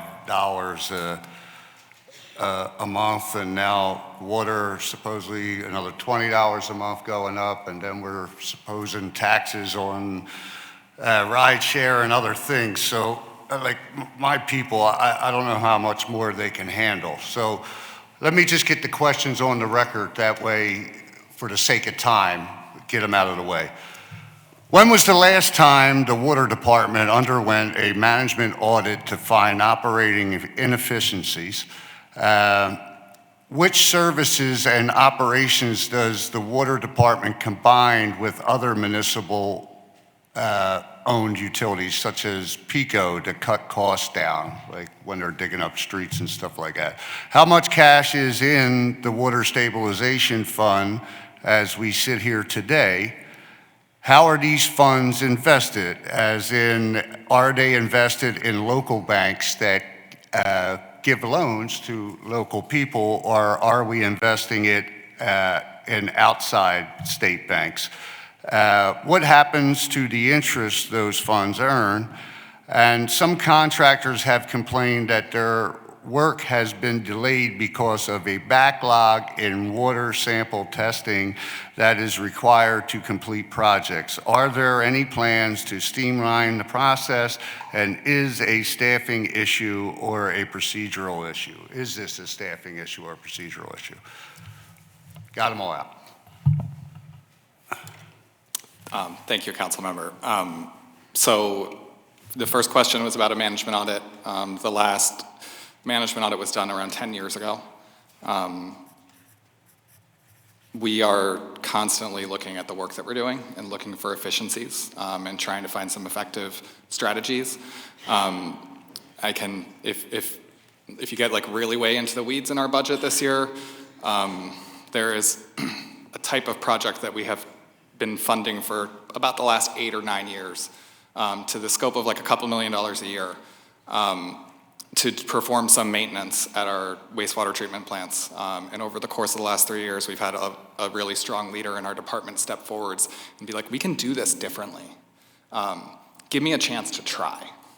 And so we've allowed him some latitude to like work with his coworkers and try an in-house maintenance practice that we've seen success on multiple occasions with. So this year in our budget, there is not $2.5 to $3.5 million in services as a result of the work that he has done. A really great benefit of that has also been a recognition that maybe sometimes the way we think about who's qualified to do jobs is a little outdated.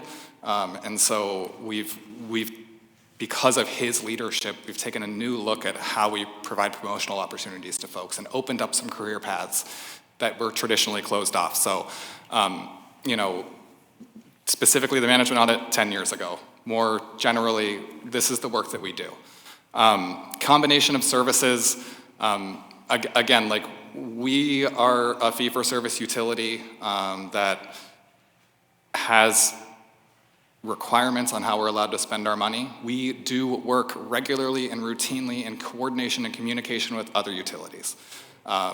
There are regular operational meetings to make sure that we understand what's happening in the field, that if there are interdependencies, we're able to effectively communicate at the working level. Supervisors in the field getting work done, like picking up the phone, talking about it, getting things to happen. And then on like our capital improvement program, you know, we are submitting our engineering drawings to other utilities to identify conflicts in order to make sure that if this work can be coordinated, those utilities are provided the opportunity to do so. So like in my neighborhood, there's a water main relay project that people probably thought of as a PGW project because they just came through and relayed all their gas mains. But the reason they did that is because we're gonna come through and do our water mains, and it makes sense to do it in a coordinated effort. Yeah, that's kind of what I was getting at. While you have the hole open as a highway guy, it would be easier to do it all at one time rather than do the others. How about the funds? How are our funds invested and in the water stabilization fund, and where is the money put? So I'm going to ask my Deputy Commissioner of Finance, Lawrence Yangale, to come up and take that question. Sorry. Thank you so much. I'm Lawrence Yangale, Deputy Commissioner of Finance, Philadelphia Water Department. Let me see, the first question I remember was how much we have in our rate stabilization fund. As of June of 2025, fiscal year 2025, we had somewhere around 140-something million in the rate stabilization fund. How much was that, I'm sorry? About 145 million. 145 million. Okay, thank you. Go ahead. How the fund invested,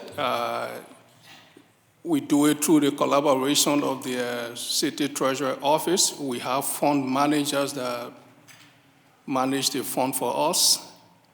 And whatever interest accrued to the fund is going to support our capital project, and that help to defray some of our capital costs to help, you know, reduce the burden of our cherished ratepayer.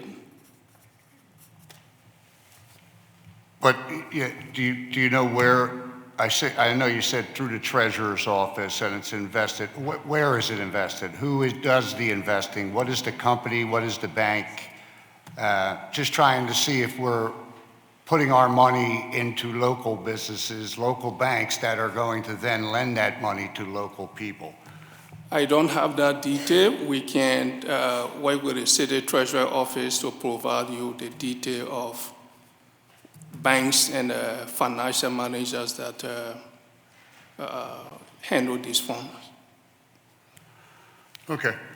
So currently, right now, about 145 million in the stabilization fund. You don't know what banks they're in right now, and most of the interest earned goes to the capital costs. That's a right rundown? Let me just make a quick comment on the rate stabilization fund. The purpose of that fund is to provide some cushion in case there are difficulty in meeting revenue targets or in meeting our debt coverage requirements. As we know now, anything could happen. And because the water department is self-funded, if anything were to happen, any emergency, it is in that fund that we go to be able to settle the emergency. Just before the COVID hit, we have $217 million in that fund. Because of the COVID and the difficulty in meeting our revenue target, we drew that fund all the way down to $121 million. So now that we are seeing good light, we are trying to build up that fund to prepare for any other eventuality that might come. And that is a way of building resilience in our financial management and operational system of the Philadelphia Water Department. That's very interesting. So why during COVID did we have to go into the stabilization fund? Wasn't much going on then. Well, so I'd like to know, like, that's a lot of money. It was 200 and something million, and we brought it down to 105 million or something like that. Listen, I get it was a pandemic and stuff has to still be done, but for a good while, there wasn't anything being done. So, like, just trying to figure out where the money went. Follow the money, right?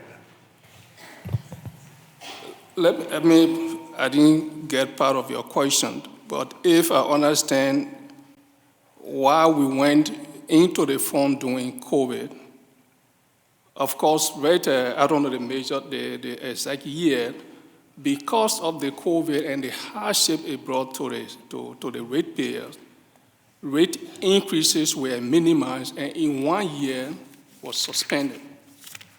So because we didn't have all the revenue to operate, we have to go to rate stabilization fund to draw down on it. Okay, so that was because there was no water bills at that time, so you had to make up for the loss of revenue from people not paying their water bills? Is that what we're saying? Yes. If people are not paying their water bill or the rate that is approved is not sufficient to cover cost, then the rate stabilization fund is the reserve that we count on to be able to meet cost increases. And I think it's a combination of factors, right? It's a decrease in revenue coming in the door. It's also like, apologies. It's a combination of factors. It's a decrease in revenue coming in the door, but also an increase in operational costs. You know, I mean, Yeah, that's what I'm trying to get. We're going to move on. Go Yeah, ahead, what sir. the operational cost was, because people weren't working, but okay. and your final. Can you clarify that just for the record? So the member is saying there weren't a significant, can you clarify what operational costs We'll follow up. determined why you went into the water stabilization fund? I do understand the rate question because this came up before. I actually remember as to why we wanted support for going into the rate to the water stabilization fund, so we don't have to have increased rates. But he's also asking about what operations were taking place during that period of COVID that warrant you to go into the water stabilization fund. And this coughing, anybody got any horals?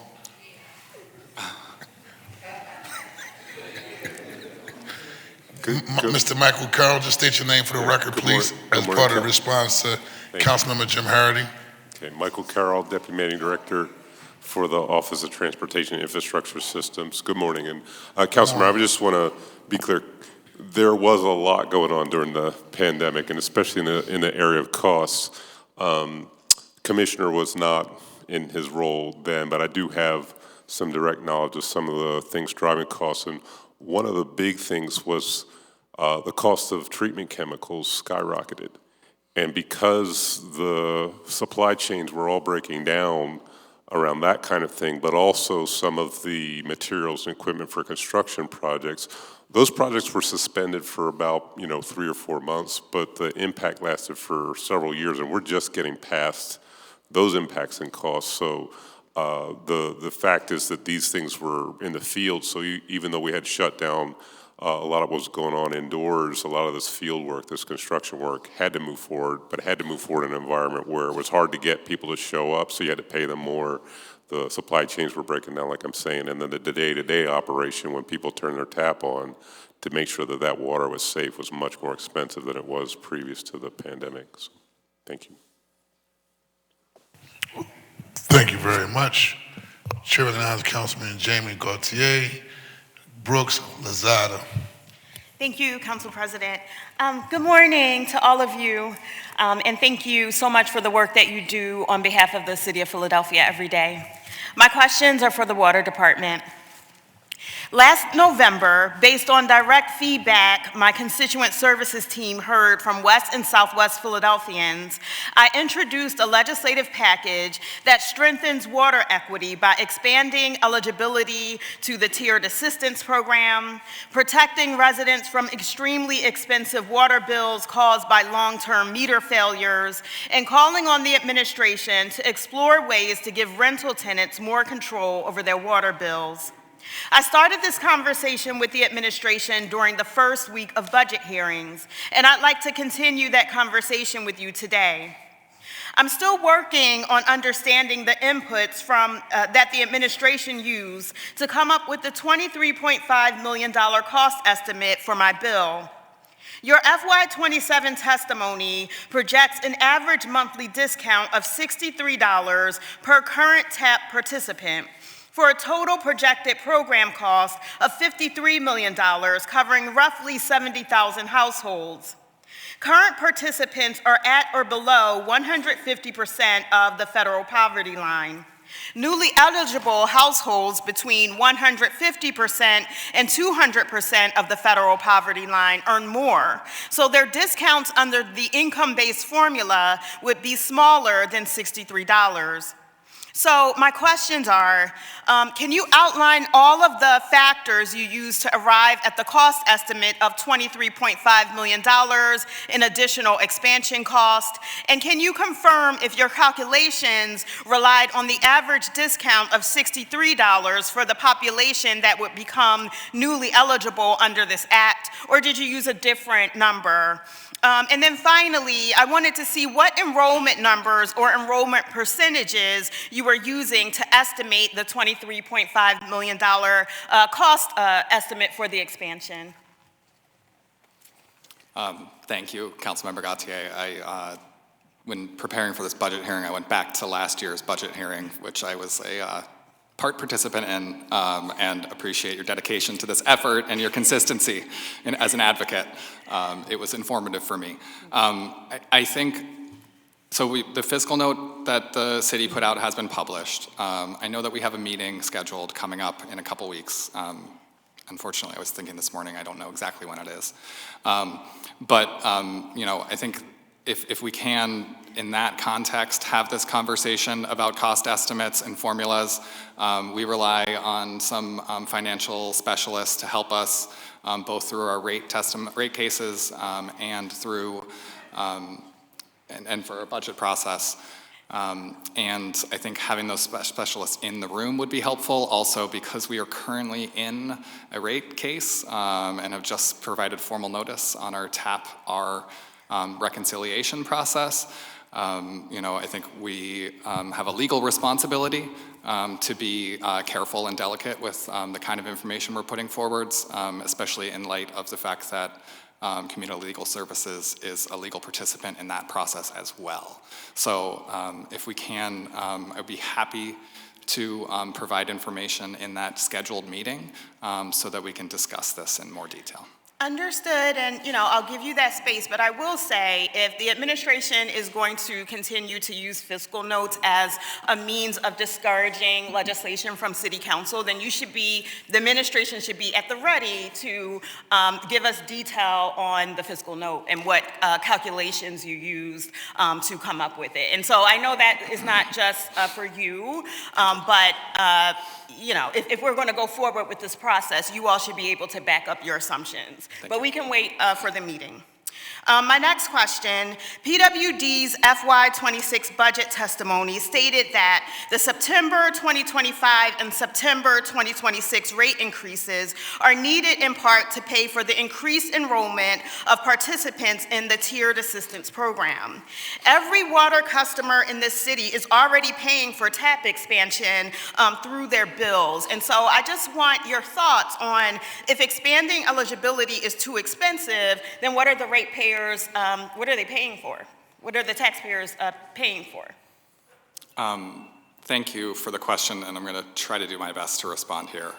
So the department, through the Water and Sewer Rate Board, Water, Sewer, and Stormwater Rate Board, engages in kind of two independent deliberative processes for rate increases. One is our standard base water and sewer stormwater rates, and the second one is the TAP reconciliation process. Okay. And the TAP reconciliation, which is what we're currently engaged in, is looking back at the previous year and assessing the amount of revenue that was lost when people who had need and were eligible for this program were afforded the opportunity to move into that program. We've done a lot of really great work to really grow the number of participants that are in that program. And then through the TAP reconciliation process, we, through this deliberative process with community advocates in the water department and community stakeholders involved, what we do is we take the lost revenue, the revenue that was not brought in through bills, through delinquency forgiveness, through penalty forgiveness, and we then distribute that burden, because we have an obligation to pay for our services through the fees that we charge to our customers across the rest of the rate base. So 400,000 accounts, 65,000 people in the TAP program. It's an amazing thing that we're allowed to do. It's not something that is common around the country. My understanding is the state of Pennsylvania has like a specific legal enabling legislation that allows us to do that, and it also protects our revenue. It helps us have a stable revenue source.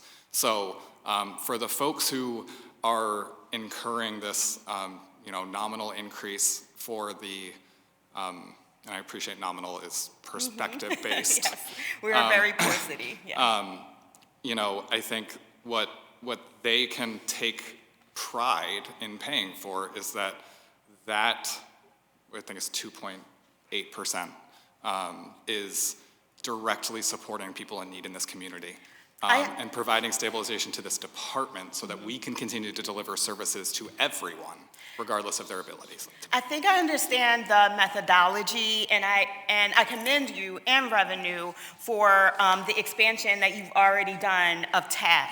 But we also have been raising rates pretty significantly annually. And so before we say no to helping more people in a time where they're just under siege by the federal government, by other factors, I think we have to look at how much we're raising rates, how much we're asking people to pay and increase bills, and then truly consider whether we can do an expansion of relief programs. And again, I don't think it can just be sort of a knee-jerk no, or that you all can say, it's too expensive, it's $24 million without really backing that up. I think we have to have a strong case for saying no to people in this moment where so many people need relief.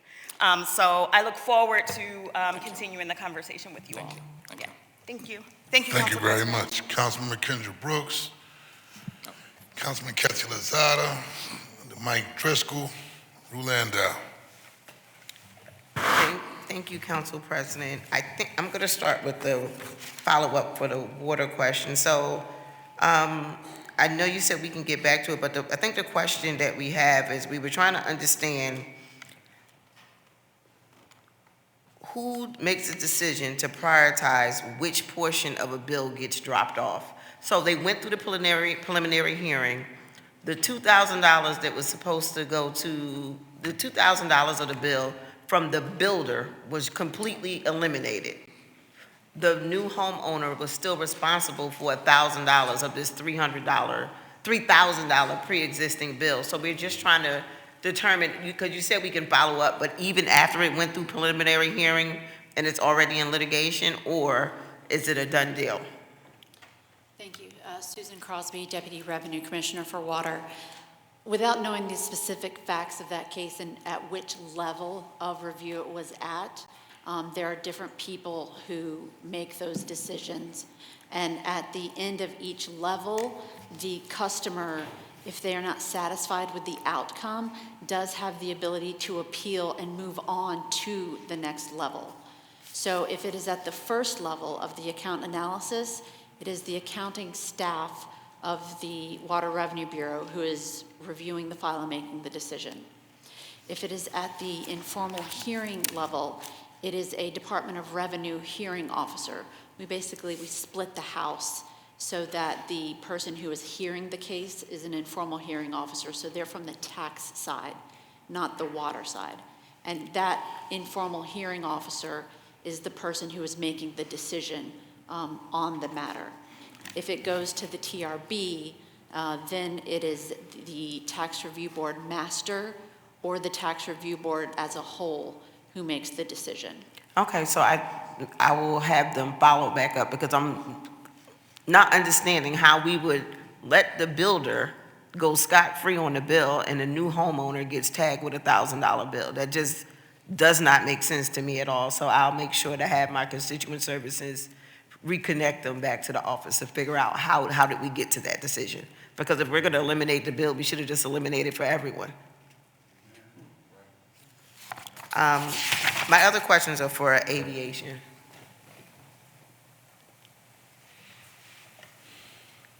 Hi. So you guys know how I'm with the ICE situation, and I do appreciate the fact that they're gone, but we do have a hearing coming up, and I just have a few things I want to get on the record that could be supportive in our hearing. So one, I know you said that they are gone, but the question is, what authority did they have to enter Philadelphia International Airport? And is it through a contract with the Department of Homeland Security or express permission under federal law? And if so, what law that is? And have ICE or any federal officers made any arrests in the Philadelphia airport? And if so, how many? Council President asked about the presence of ICE and our immigrant workers that are at the airport. We were wondering, was it an uptick in people missing work because of the presence of ICE when they were at the airport? And the last question is, we've seen the videos of violent ICE arrests throughout airports in the country. Was there any training for airport workers about interacting with ICE or federal agents around their rights? Those are my questions. Okay, I'll try to get to them all as quickly as possible. If not, we can get back to you. But so obviously, being an airport and a federally regulated agency in a sense, we have Department of Homeland Security, working throughout our airport on a regular basis. Customs and Border Patrol when you're coming back from an international trip, TSA agents right there, as we've talked about frequently. So we're very familiar just with their presence naturally. Obviously, we got selected as one of the airports that was going to have ICE as a presence. So, and I apologize, but because I'm probably going to have you help me with some of the questions again. But first of all, I do know one of the questions was you asked about arrests. I'm not aware. I don't think my staff and I have not been told of any arrests that were made at Philadelphia National Airport. So we're not aware that anything like that took place. If you could, I would appreciate you telling me again, just make sure I'm answering them. Any were people still showing up to work with ICE being present at the airport, or was there a degree of change in people? We did not see a significant change in people working, not showing up for the airport or calling out. So we did not, on our own staff, We did not have a tremendous call-out. And for our other vendors that work, like concessionaires and stuff like that, again, I did send out a letter to the whole airport community, just trying to calm everybody's fears. And we did not get feedback from our various partners at the airport that there was a huge uptick in any sort of call-out. So operationally, we were well. We operated well during that time. Okay, and some of these, if I can send them in writing, because I've been to the airport several times, and I can honestly say Philadelphia was not the worst airport I've been in. The timing was not bad. I think the media might have, I understood their concerns. They had to let people, and we had to let you all know to come earlier. But it might have in some ways made it worse because we were operating pretty well. People were getting through the security checkpoint lines at Philadelphia. Yep, that's why I wanted to give a big shout out to TSA. I have not had a problem getting through TSA, and the service at the airport has been amazing. But I'll get these in writing so you can follow up, and if we can get them before Monday, it would be helpful. Okay. Thank you very much. Councilman Ketzler-Zada, then the Chair of Transportation and Public Utilities, Councilmember Mike Driscoll. Thank you, Council President. Landau. Councilmember Brooks asked very specifically the questions that I was asking, or I was going to ask about as it relates to ICE in our airports. But I will add to that how grateful I am for the TSA teams at the airport. I also was traveling during that time, and I have to tell you that while there was tension, and you could feel the tension, the TSA workers were very intentional about making sure that people were kind of getting through. And I think that, being in that situation is a difficult one. So I just wanted to express gratitude to all of the TSA workers. And we'll pass that on. We'll pass on these good words to them. Thank you. My questions are more so for the water department. I appreciate the work that we've been doing together over the course of the last few months, and I can see that the frustrations that we are experiencing in the 7th, that I'm going to assume are being experienced across the city just through the line of questioning that my colleagues have made. I just have to, I want to change a little bit from the residents' frustration and kind of shift to the businesses along the commercial corridors in the 7th Council District and their frustration as it relates to service work interrupting their businesses because of the same type of lack of communication that they're experiencing from the department or from the contractors. And so my question to you is, how do we better improve the lines of communication for our business commercial corridors across the city of Philadelphia, but in particular in the 7th Council District, many of whom have lost revenue as a result of work that has been performed along the commercial corridor without notice? Thank you, Councilmember Lozada, for the question. Thank you for your continued advocacy for your councilmanic district, and I truly appreciate the really open communications coming our direction. You've got us thinking differently about how we deliver services, and striving to look for opportunities to change for the better in a way that are responsive to some of the issues that have been seen in your district and others, but also are financially responsible and timely. As it relates to commercial corridors, again, there's planned work and there's emergency work. And those two things are different, but it is from my seat looking down, and I have in the past specifically overruled operational decision-making in order to be attentive to our commercial businesses in the city of Philadelphia. That if we have an opportunity to make a choice about when we're performing work that will interrupt services, or we have an opportunity to choose to deliver that work in a way that is thoughtfully considering the needs of these commercial businesses, that is our obligation. So I would love to talk through specific commercial corridors with you so we can get a better sense of whether this is planned work, for which we are, again, and as I mentioned, with Councilmember Phillips earlier, we're working with Better Services Philadelphia to try to improve our communication practices and ensure we're meeting standards. There's a real opportunity to look forwards and ask questions before we move in and do work. And it's my expectation that we, as particularly for planned work, we have the opportunity to reach out to our customers, right? Like, we are the only place they're going to get water from. But that our mentality should be we are providing a service, and we are here to help do that in the most amenable way possible. There will be times when we cannot, but if we have the opportunity to do so, we should be reaching out to our commercial businesses, we should be talking to them, we should be notifying them in advance, we should be providing them with a contact to express their concerns about timing. The specific example a couple years ago was like right before the Super Bowl. We were gonna replace a fire hydrant that was leaking. And it was gonna take out a hoagie shop. And they were like, hey, this day is my busiest day of the year. Yeah. And should we have been in that space and had that conversation before and never planned that work? Absolutely we should, and that will be our goal moving forwards. But also, when we had that conversation, my first question was, do we need to do this on Friday? And the answer was no. And I was like, good, then we're not. Have a conversation with them, talk to all their neighbors. And that's my expectation, is that we're a part of this community. We're not, like, the community isn't there in spite of us.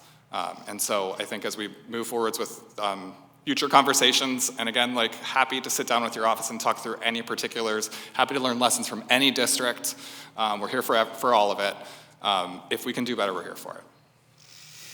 I appreciate that. I guess my follow-up question would be, how do we better send that message down from leadership to those who are working on the ground, right? Because I believe that folks, whether it be residents or commercial businesses, consistently reach out and follow up when there are issues on the ground.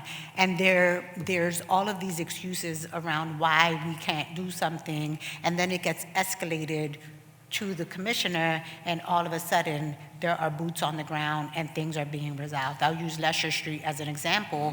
Those residents on the 4600 have been struggling for months around not just one pothole, but multiple potholes on their block that prevented cars from coming in and out. It prevented a mother with a handicapped child from being able to park in front of her home.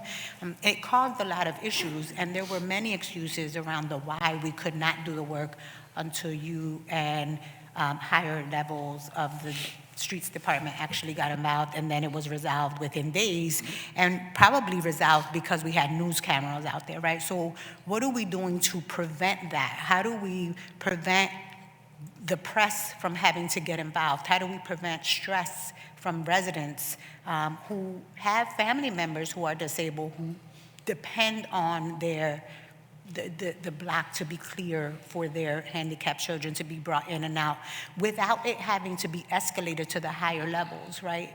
There should be a process.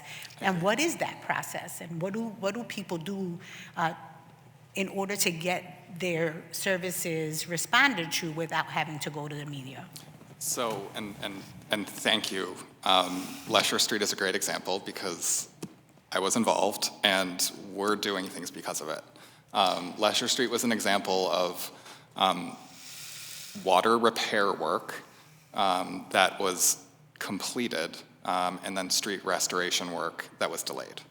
And it did cause significant issues in the neighborhood, and I recognize that, and for that, like, we're trying to do better. So one of the tasks we've taken up is I had the kind of privilege of watching PGW work for 8 days on my block, 24 hours a day. It was hard for the neighbors to deal with emergency work, and many of my neighbors had them coming in and out of their house every hour, taking gas readings to ensure they were safe. But when PGW was done, the street got closed up in 48 hours. And Councilmember Phillips asked a little bit about cooperation lately. Because we do coordinate in the field, we've got working relationships with folks in the gasworks. And so I tasked my Director of Field Operations, Brendan Riley, who's sitting in the back of the room, with contacting PGW and figuring out how they did it. And we are moving forwards with pursuing some new procurement tools to allow us to contract for services for street restoration in a way that we hope will yield the same kinds of results. We have some opportunity. The way that government works in the city of Philadelphia, right? Like we are in the public right-of-way. The streets department is the operator and maintainer of the roads. And so in our normal business process today, when we're done, we're responsible for temporarily restoring the street, and we make a referral. We pay the streets department for that work. And so what I'm hoping is we can find kind of like a revenue neutral or like some way to just like take some of that workload off, not impact our rates, and provide a higher level of service. So we're in conversations right now trying to understand how they specify those procurement documents so we can start working on trying to implement some of that ourselves so we can provide a better level of service, because it is my belief that many of the issues on Lesher Street would not have happened if we had simply been able to quickly close that street and move on. So like we are working on it. I appreciate that. And like Lesher, there are many other situations like that in the 7th, and I'm sure across the city of Philadelphia. I guess my last question will be American Water Resource. Briefly. Every time we turn around, American Water Resource, we are encouraging residents to sign up to the insurance like American Water Resource, but it is such a confusing process sometimes, and we're depending on residents to just reach out directly. Is there a process where the water department takes a more active role in encouraging residents who we know's infrastructure is really old and is within that, I guess, assessment that you all talked about during the hearing that is done where you can tell what needs to be repaired based on the data that you're collecting? Is there a way for you to proactively encourage residents to enroll in American Water Resource? Is there a way for you to support and help them get enrolled in that? And if so, how do we support that process as well? And I want to give a point of information. Yeah, it's okay. They send me like 2-3 times I make it a letter to actually make sure I'm signing up. And then when I remember it was time for me to re-sign up, they also, and it's just a form, you just check a box and return it to American Resource. But for all those listening, it's a great resource, right? When that lateral break outside your house, you just assume it's the water department. And water department has nothing to do with it. You need to bring in a private contractor / plumber to address the issue. So I encourage more individuals to sign up. But your response to Member Lozada, sir? Sure, and thank you. I also am a customer of American Water Resources, we all are. who repaired my water service when there was a leak in front of my house in a very timely manner at no cost other than my monthly fee. I think we can help. We do provide literature as it relates to customer assistance programs, and American Water Resources is one of those. We'd be happy to meet, to attend community meetings and help push that message out. We also are pretty tightly coordinated with the Energy Authority, which is actually the entity that put that contract out. I believe they're getting ready to put out another RFP for the next generation of that contract. It is a really beneficial program. I think we'd be happy to have a conversation about whether there's a role for us or the Energy Authority or all of us to be at the table. And also, you know, as a city, we should be able to push American Water Resources forwards in a way that brings them into this room.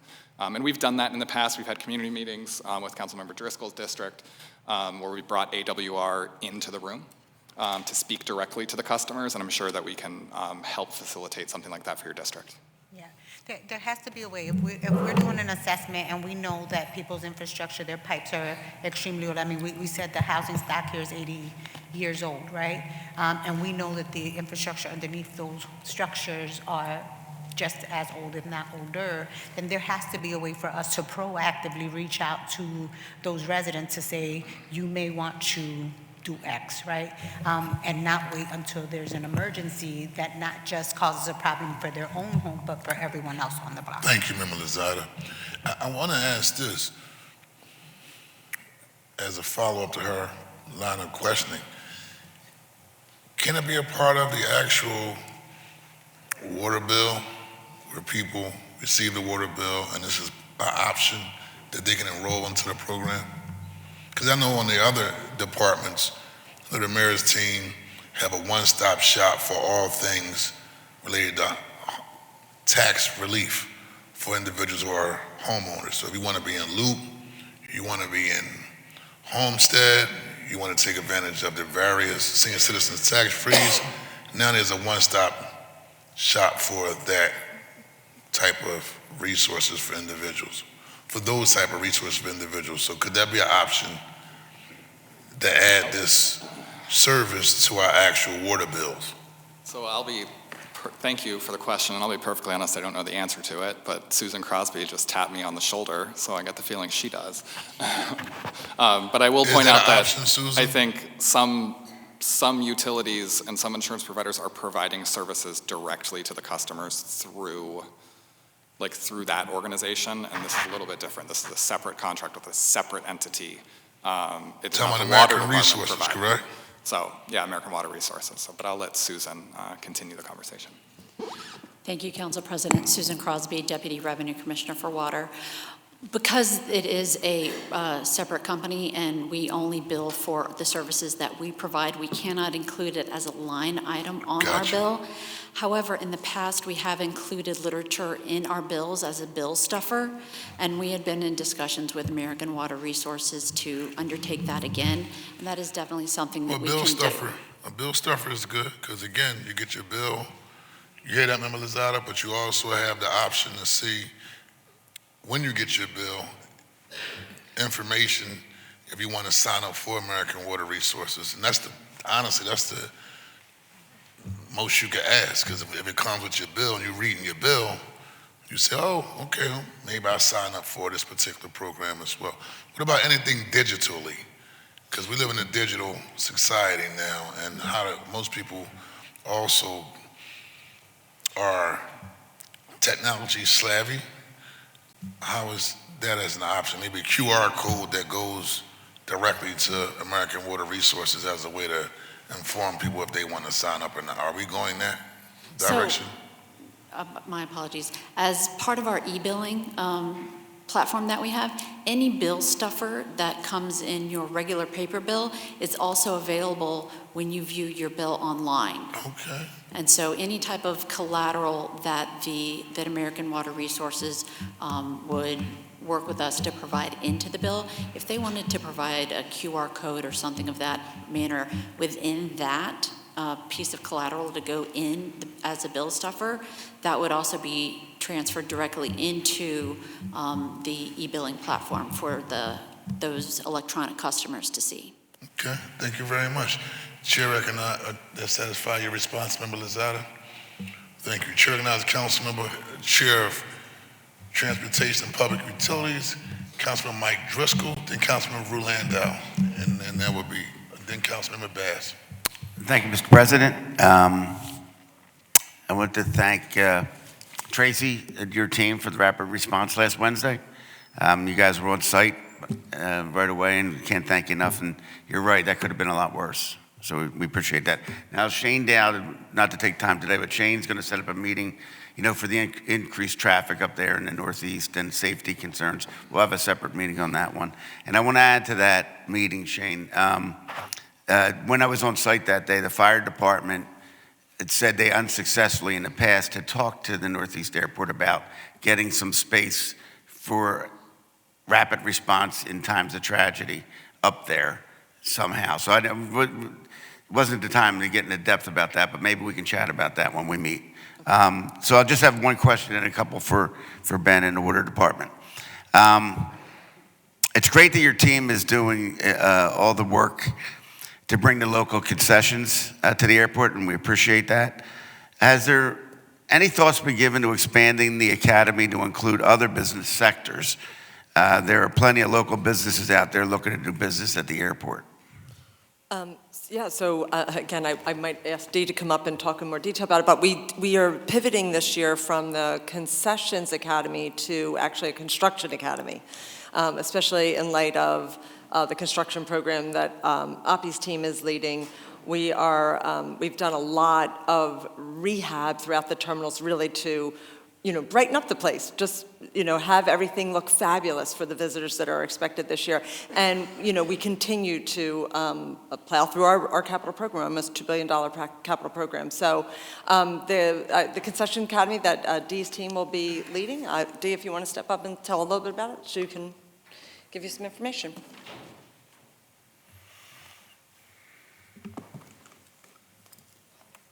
Good afternoon again, Deatrice Isaac, Vice President for Procurement. Thank you for the question, Councilman. Yes, as Tracy mentioned, we are pivoting to construction this year. A lot of thought was given to the fact that with all of the activities happening for 2026 in the city, some of those concessionaires may not be able to commit the time to coming into an academy. They're out trying to take advantage of the opportunities that will be available to them. So in the past, about a couple years ago, we actually had a construction workshop that was a one-day workshop. It was very well received, and so we thought it was a good time for us to pivot back to that topic and form a 3-module academy around construction. It will be free to participants, and it will delve into not just construction specifically at the airport, but also construction opportunities throughout the city. So we're partnering with some other departments to come in and talk about their opportunities, as well as our concessionaires' construction projects as well. So we are definitely focusing on other topics in the academy format, and we're looking forward to this academy starting in April. Well, thank you. You're welcome. And your whole team, thank you. We had our committee down there, Transportation Committee, a couple months back, and we were very impressed with all the improvements coming, not only for 2026, for the days ahead. So thank you for that. So let me pivot to Ben. And thank you for your efforts during the deep freeze. I know that was a challenge, believe me. And I want to add, I guess you were talking to Councilmember Lozada about that Super Bowl shop. Add Irish bars to your list for St. Patrick's Day, March 17th, all right? That might be a good idea. Quickly, can the department provide the City Council with a month-by-month breakdown of the average turnaround time for constituent inquiries made via the email over the last 12 months? And again, you don't have to do that today. Specifically, what percentage of these inquiries were resolved within the department's stated internal service level agreements? And then how does this turnaround time vary for concerns that are elevated from our council offices? Because we seem to get the real urgent ones. So, you don't have to answer that today. 2, you may be able to answer today. With the second half of 2025 general rate increase scheduled to take effect on September 1, 2026, what specific steps is the department taking to ensure that middle-income residents who may not qualify for TAP but are still facing rising costs of living are protected from these compounding annual increases? Thank you, Councilmember, and we can certainly get back to your first question in writing after the hearing. As far as how, and I'm going to restate the question to make sure I understand it. So your question is, how are we helping middle-income customers with their ability to pay their bills as we're raising rates? So I think, we spoke a little bit about operational efficiency earlier. It's something that we're working on right now and actively seeing some benefits for. I think from our seat, the way that we provide relief is by trying to do everything we can to control costs. We had a lot of, and Deputy Manager Director Carroll spoke about it a little bit earlier, we had a lot of costs that were outside of our control, right? Like we are all living in a world where affordability is a buzzword, and we all buy groceries in that world. The water department buys ductile iron pipe and reinforced concrete pipe and treatment chemicals in that world to the tune of, well over $40 million.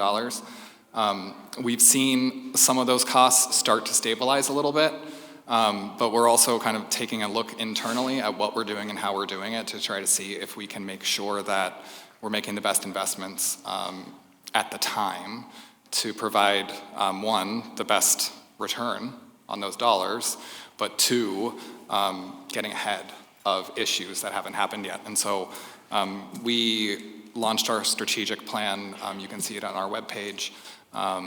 And one of my focuses for the strategic plan is a real kind of like capital improvement program back to basics. So we are working through like all the way down to like how many pipes do we have? How many valves do we have? Like what is our asset inventory? What are our condition assessments? What's our risk profile as it relates to those things? So that we can be confident that when we are taking the money that is entrusted in us as operators of the system and investing it in our infrastructure, that we feel like that investment is going to yield the maximum benefit. So it's a process. We are in year one of the strategic plan. It really is like for our facilities, we are literally going through like pipe by pipe, valve by valve, performing condition assessments, looking at architectural assessments to create that baseline from which we'll launch the next phase of our capital improvement program. And then for our linear assets, and we talked about this a couple months ago in this chamber, we have a really long history of utilizing data to inform decision making, and this winter was a really difficult winter for the department in a lot of ways. It was difficult for the city in a lot of ways, right? I said the other day, every Philadelphian was traumatized this winter by winter. But we're kind of like going back and looking at the assumptions that are baked in. So, we in the water department wake up every morning, if you're in operations or connected to operations, and you see a list of all the water mains that broke overnight. It's used to prioritize work during the day. In the winter, those lists are very large. And I spent a period of time looking at our risk scores for those water mains when I got that break sheet in. And it was good. Like, we do really understand where our risks are. But what I'm trying to do is kind of we're a very large organization that is like, on an org chart, is siloed in a lot of different ways. And one of the things that I'm really trying to work on is creating that like connective tissue that has someone who says, this water main is going to be a risk in 20 years. I'm going to program this through a process that is design, bid, build, that needs communication along the way to make sure that the residents who are impacted are going to understand. And so that's part of this program right now that we're working on, is really a self-assessment to make sure that we're investing these dollars in the best way so that we don't have emergencies. So I don't have to bid a job and we will always have emergencies. It comes with the 6,000 miles of pipe. But trying to minimize those, because like those things come at a cost to us. And if we can be preventative with how we're investing those dollars and avoid the reactive work, it should, over time, dampen these are the things we control, right? The internal things we control should hopefully yield financial benefits to the city of Philadelphia. We don't control the globe and what's happening in the world, and so, as cost of gasoline goes up, cost of materials goes up, cost of chemicals, everything. So, I think we need to do what we can to make sure that we're being as efficient, effective, and making the right decisions, because that will help in a world where supply chains break down and chemical costs go up. Mr. President, just one last question. My last question, I was really trying to highlight that your TAP program's wonderful, but those that are just outside of that, the anxiety level is high, very high, and getting worse. So all those efficiencies, as you speak to your workers every day, let them know that this is real and that what they are doing is changing lives. Okay, so the Water Department has cited the Water Revitalization Plan and aging infrastructure as primary drivers for the current rate hikes. Can the department provide a breakdown of how these specific fee increases will accelerate the replacement of water mains and the improvement of stormwater management in the neighborhoods that have seen the highest frequency of service disruptions? I think we can surely provide kind of like a map of that information. If we can do that in writing after the hearing, I think that would be great. I think it's our responsibility to be able to communicate that, so thank you. Thank you very much. So we have a hard stop at 1, so it's going to be Landau, Young, O'Rourke. Member Baxter stepped out. I'm ready. Thank you, Chair. Thank you so much for being here. I've got a lot has been covered. So in general, 2 questions for water and 2 questions for aviation. Water, first of all, thanks, Commissioner. You bring in a fresh new light to this work. I don't know every water commissioner in the past, but you seem to be very, very involved and invested in change. So I appreciate that. But I wanted to talk about something fun to start, which is your Mussels project, your Aquatic Research and Restoration Center. My son had the amazing opportunity of being an intern under the brilliant Lance Butler, working on your Mussels project, which is a comprehensive project through so many disciplines of introducing mussels into the waterway to clean them naturally. And it's working, and it's so exciting. And at some point, I'm going to actually bring a tour of all the council people down to the project because it's such an amazing sight to see. So I'm excited about that. But I wanted to ask you about what measurable improvements in water quality are expected from mussel restoration. Could this reduce long-term infrastructure or treatment costs? And how does mussel-based filtration compare in cost and effectiveness to traditional water treatment methods? And also, is the water department pursuing any creative approaches to improve critical infrastructure throughout the water departments as well? Thank you for your son's service. You know, I have had the privilege of hearing Lance speak about his project, and his enthusiasm is his. He's great. Yes, we've been involved in this mussel project for almost a decade now, and are kind of like working on a scaling presently. When we do the tour, which we would love to have you all down at the Fairmount Waterworks, we can certainly jump on some history of the water department content while we're there, and then drive up to the Manayunk Canal and see these stations that are present. I think what we're working on right now is kind of bolstering the research surrounding the reintroduction of these mollusks to our waterways in order to understand what the environmental impact of them is. We're really excited because we're hopeful that at some point we may be able to actually create a regulatory connection between mussel reintroduction and best management practices for pollutant control in our waterways in a way that can help us with a regulatory compliance need, improve the water quality on these rivers and streams that are the sources of our drinking water, and potentially reduce our costs for treatment. But I think we've proved that we can grow them. We've proved that we can make them reproduce. We are in a lab. Now we're proving we can do it out in the field. And at the same time working with researchers to try to understand the real impacts and quantify those benefits on the environment in a way that we hope we can leverage in the future. Excellent, thank you. Appreciate that. I also wanted to talk to you about tech and procurement, because I think last year there was a discussion about the Opal project, which we know that the city is still working on creating. I think you just testified that you're working on a new procurement tool. Is that outside of Opal? And how can we use technology to increase the work that you're doing? What are you working on? And yesterday I asked the Streets Department about Street Smart PHL. Curious, as you've been answering the questions of my colleagues today, whether or not you're uploading information about the street closures and the emergencies in real time to Street Smart PHL. I still have 2 aviation questions too.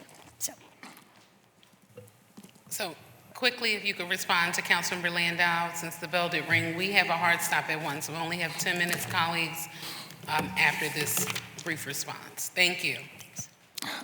So thank you for the questions. I think as far as Opal's concerned, we're a city department working under the city umbrella. We are a participant in the Opal project.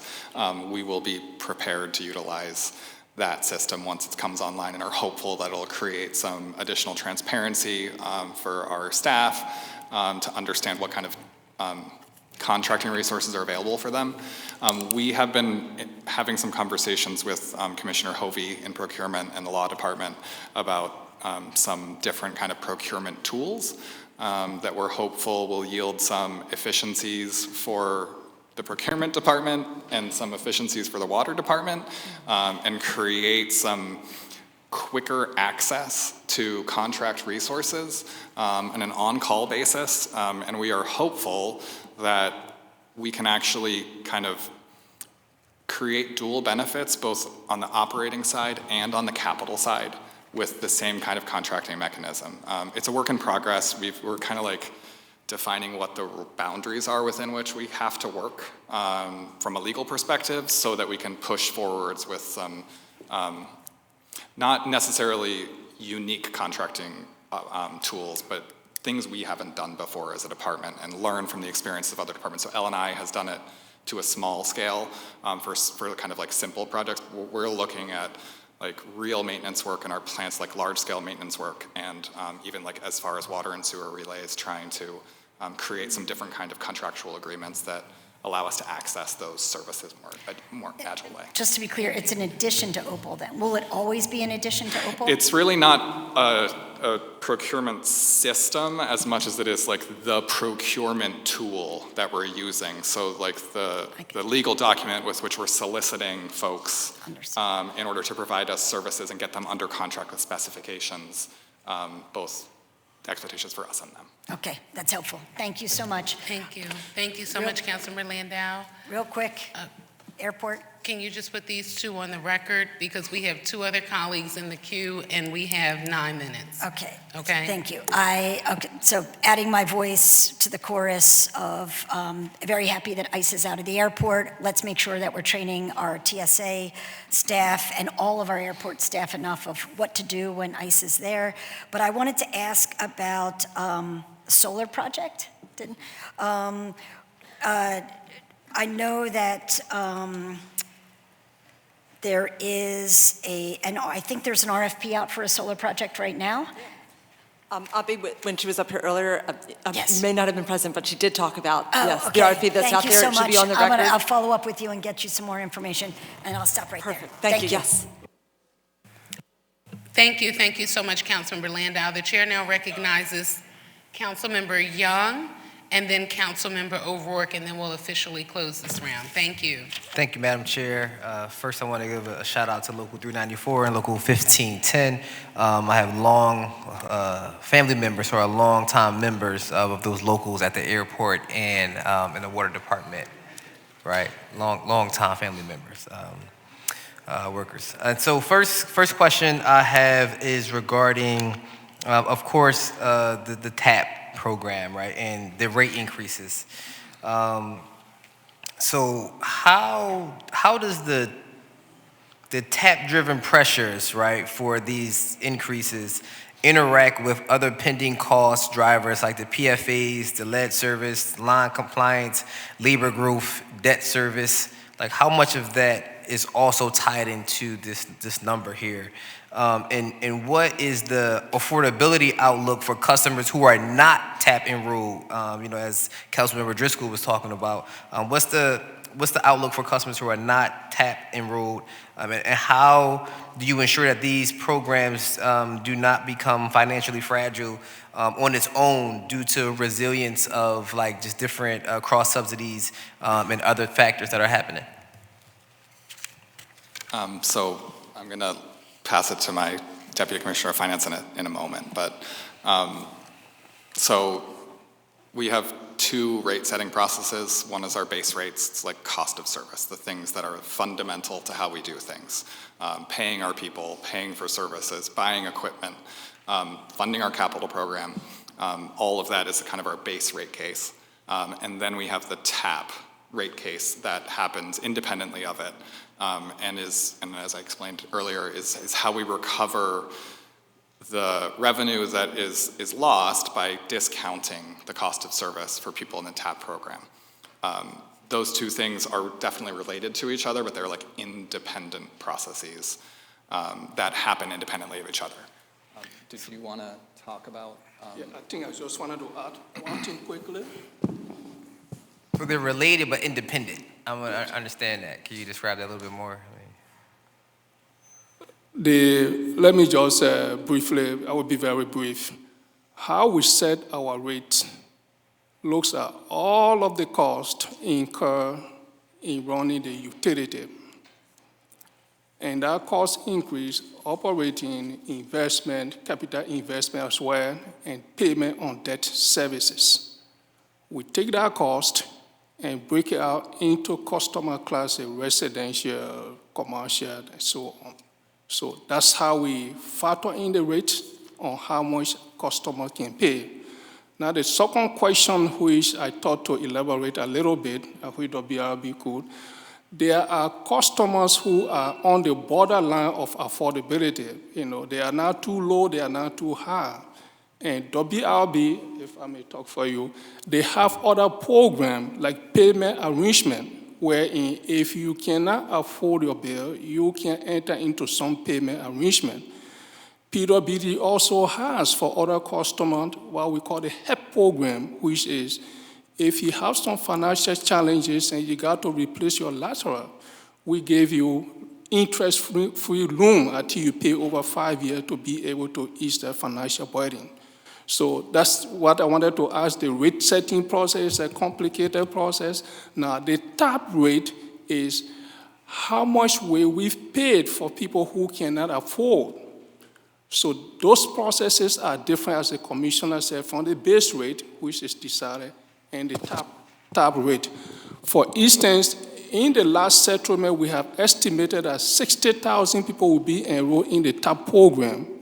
Our actual experience came to 65,000. Now we are projecting 70,000 to be enrolled by FY27. So that's the volatility and the increase in the rate for TAP program to cover those who cannot, for economic reasons, afford to pay the regular bill.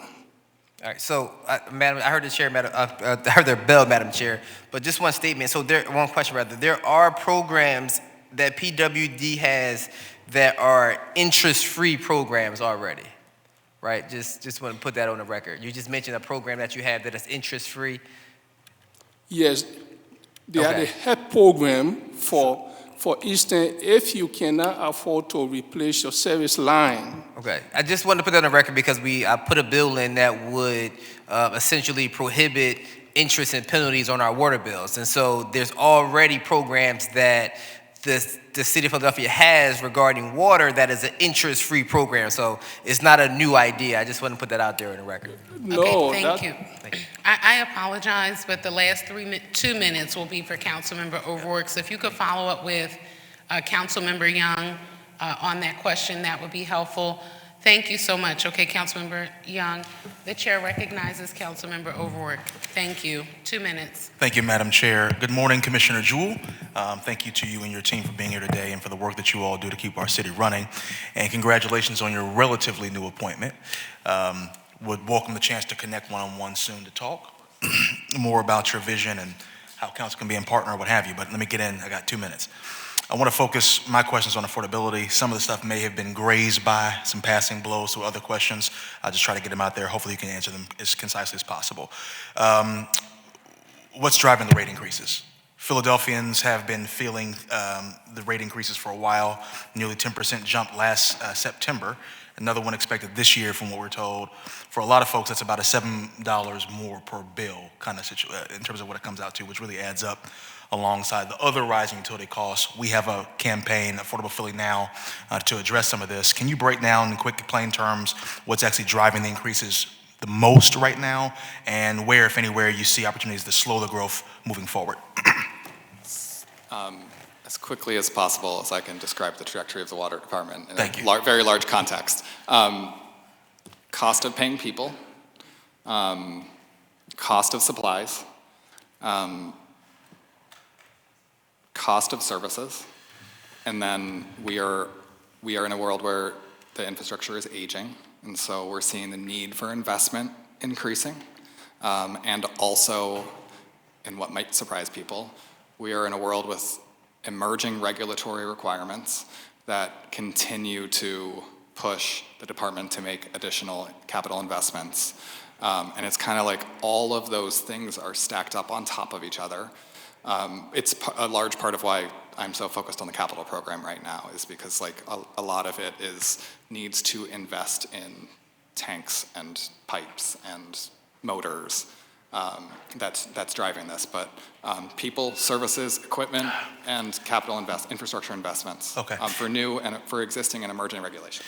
Real quick, any opportunities that you see to slow that growth, that kind of ballooning rate? It's a double-edged sword, right? It's like if we slow investment, do we increase? So if you take water mains, like if we go back from 32 miles to 22 miles, and I'm not saying we're doing that. Like we monitor the number of breaks per 100 miles. That probably will yield an increase in that. Okay. So we are trying to work with our regulators to try to see if there are some sensible You are tools looking into it. that we can implement. Yes. All right, I'm going to cut across the field because the bell went and I only had 2 minutes. I appreciated the expansion on TAP. A lot of discussion from Driscoll and member Gaultier on that, especially the move to auto-enroll folks. That's a big step forward. At the same time, we know there are still eligible residents who aren't enrolled, especially renters or folks who might not show up in existing data. What else can we be doing to reach out to those households, and how much are we currently investing in outreach and enrollment to make sure people actually get connected to the program? Let me get my other question on the record too. Maybe you can try to get all this together so that way I don't get dinged. 30 seconds. Yes, ma'am. We've seen across, this is the one I really want to get, we've seen across Pennsylvania that Act 12 has led to privatization of over 24 municipal water and sewer systems. Those sales also drive up costs with really dramatic rate hikes, to my earlier question, some as high as 167%. For example, in Exeter Township, average monthly water bills jumped from $43 to $114. The Pennsylvania Office of Consumer Advocate estimates that because of Act 12, Pennsylvanians are now paying an additional $85 million annually, more, for water and wastewater services. That's a problem for us. In fact, I've introduced legislation to prevent the privatization of Philadelphia's water system in perpetuity with a charter change, a part of that Affordable Philly Now initiative. So here's the question. I wanted to ask, has the department received any outreach from private companies in the past year expressing interest in acquiring all or part of the water department? And if so, has the water department responded? And have you been in conversation with other municipalities that have gone through privatization to understand the risks and how we can better safeguard our system? I believe deeply that public water ought to remain public, and I think there's some issues around privatization, so I really wanted to hear on that one. That's the end of my stuff. If you can get it on record, I'd appreciate it. Thank you, Madam Chair. The simple answer is no. And then to go a little bit further, I don't own the water department. I am a caretaker of the water department. We are here for the public service. Thank you. Thank you so much. Thank you, Commissioner, pardon me? Other questions, like put them on record. Yes. Are you able to give a 30-second response to Councilmember Overwork's additional questions? Yeah. I'm sorry, You can I was. submit it to the chair. The question was about looking for opportunities to get folks like renters and those who may not be on the rolls to get them into TAP in outreach efforts to make sure that we're not losing folks on that program. Susan Crosby is here to talk about public outreach as quickly as she possibly can. We need a 30-second response. I must comply with the council president's request. So 30 seconds to respond, please. Yes, tenants who are our customers are eligible for all of our assistance programs, including TAP. We do outreach with Community Legal Services and other organizations to help renters become our customers. Tonight, I'm going to be speaking at HAPCO, which is a investment and landlord, to let them know and to encourage them to let their renters become our customers so that they themselves can take advantage of our programs, and to let them know of all of the benefits that they can reap if they allow their tenants to become our customers. Thank you. Thank you so much, Councilmember O'Rourke, and thank you, Commissioner Jewell, and to your team, and also to Tracy Borda and the Department of Aviation.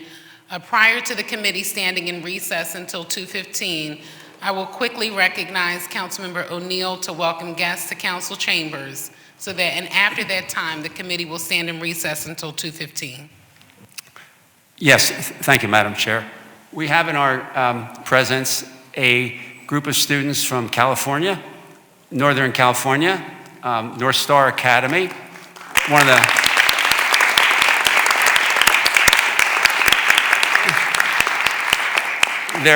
they're eighth graders who are on spring break, and we're going to New York and then Washington. And number 6 over here is my grandson, Declan. And Declan apparently convinced the group that they, without much convincing apparently, that they could do a stopover from New York to Washington in the city where it all started, the birthplace of America. And I want to thank them. They have several parent escorts. There's grandparents who have come today. And in total, there's probably 60 to 65 people, but 49 students are actually on the trip. And I just want to welcome them, thank the council. They've seen the mayor's reception room. They've seen the conversation hall. They've seen the caucus room. And we're heading to the Supreme Court room, where some not so prominent council member is going to give them some local government history and civics lessons, okay? So I thank you, and we are just thrilled to have them here, and I know they will remember 250 the rest of their lives. They did the Rocky Steps and the Liberty Bell already, and so they will have seen all the biggies in City Hall, the 6 great rooms. So we'll be there very shortly. Thank you. Thank you, Councilmember O'Neill. Welcome to Philadelphia. And now the committee will officially stand in recess until 2:15. Thank you. Welcome to Philadelphia.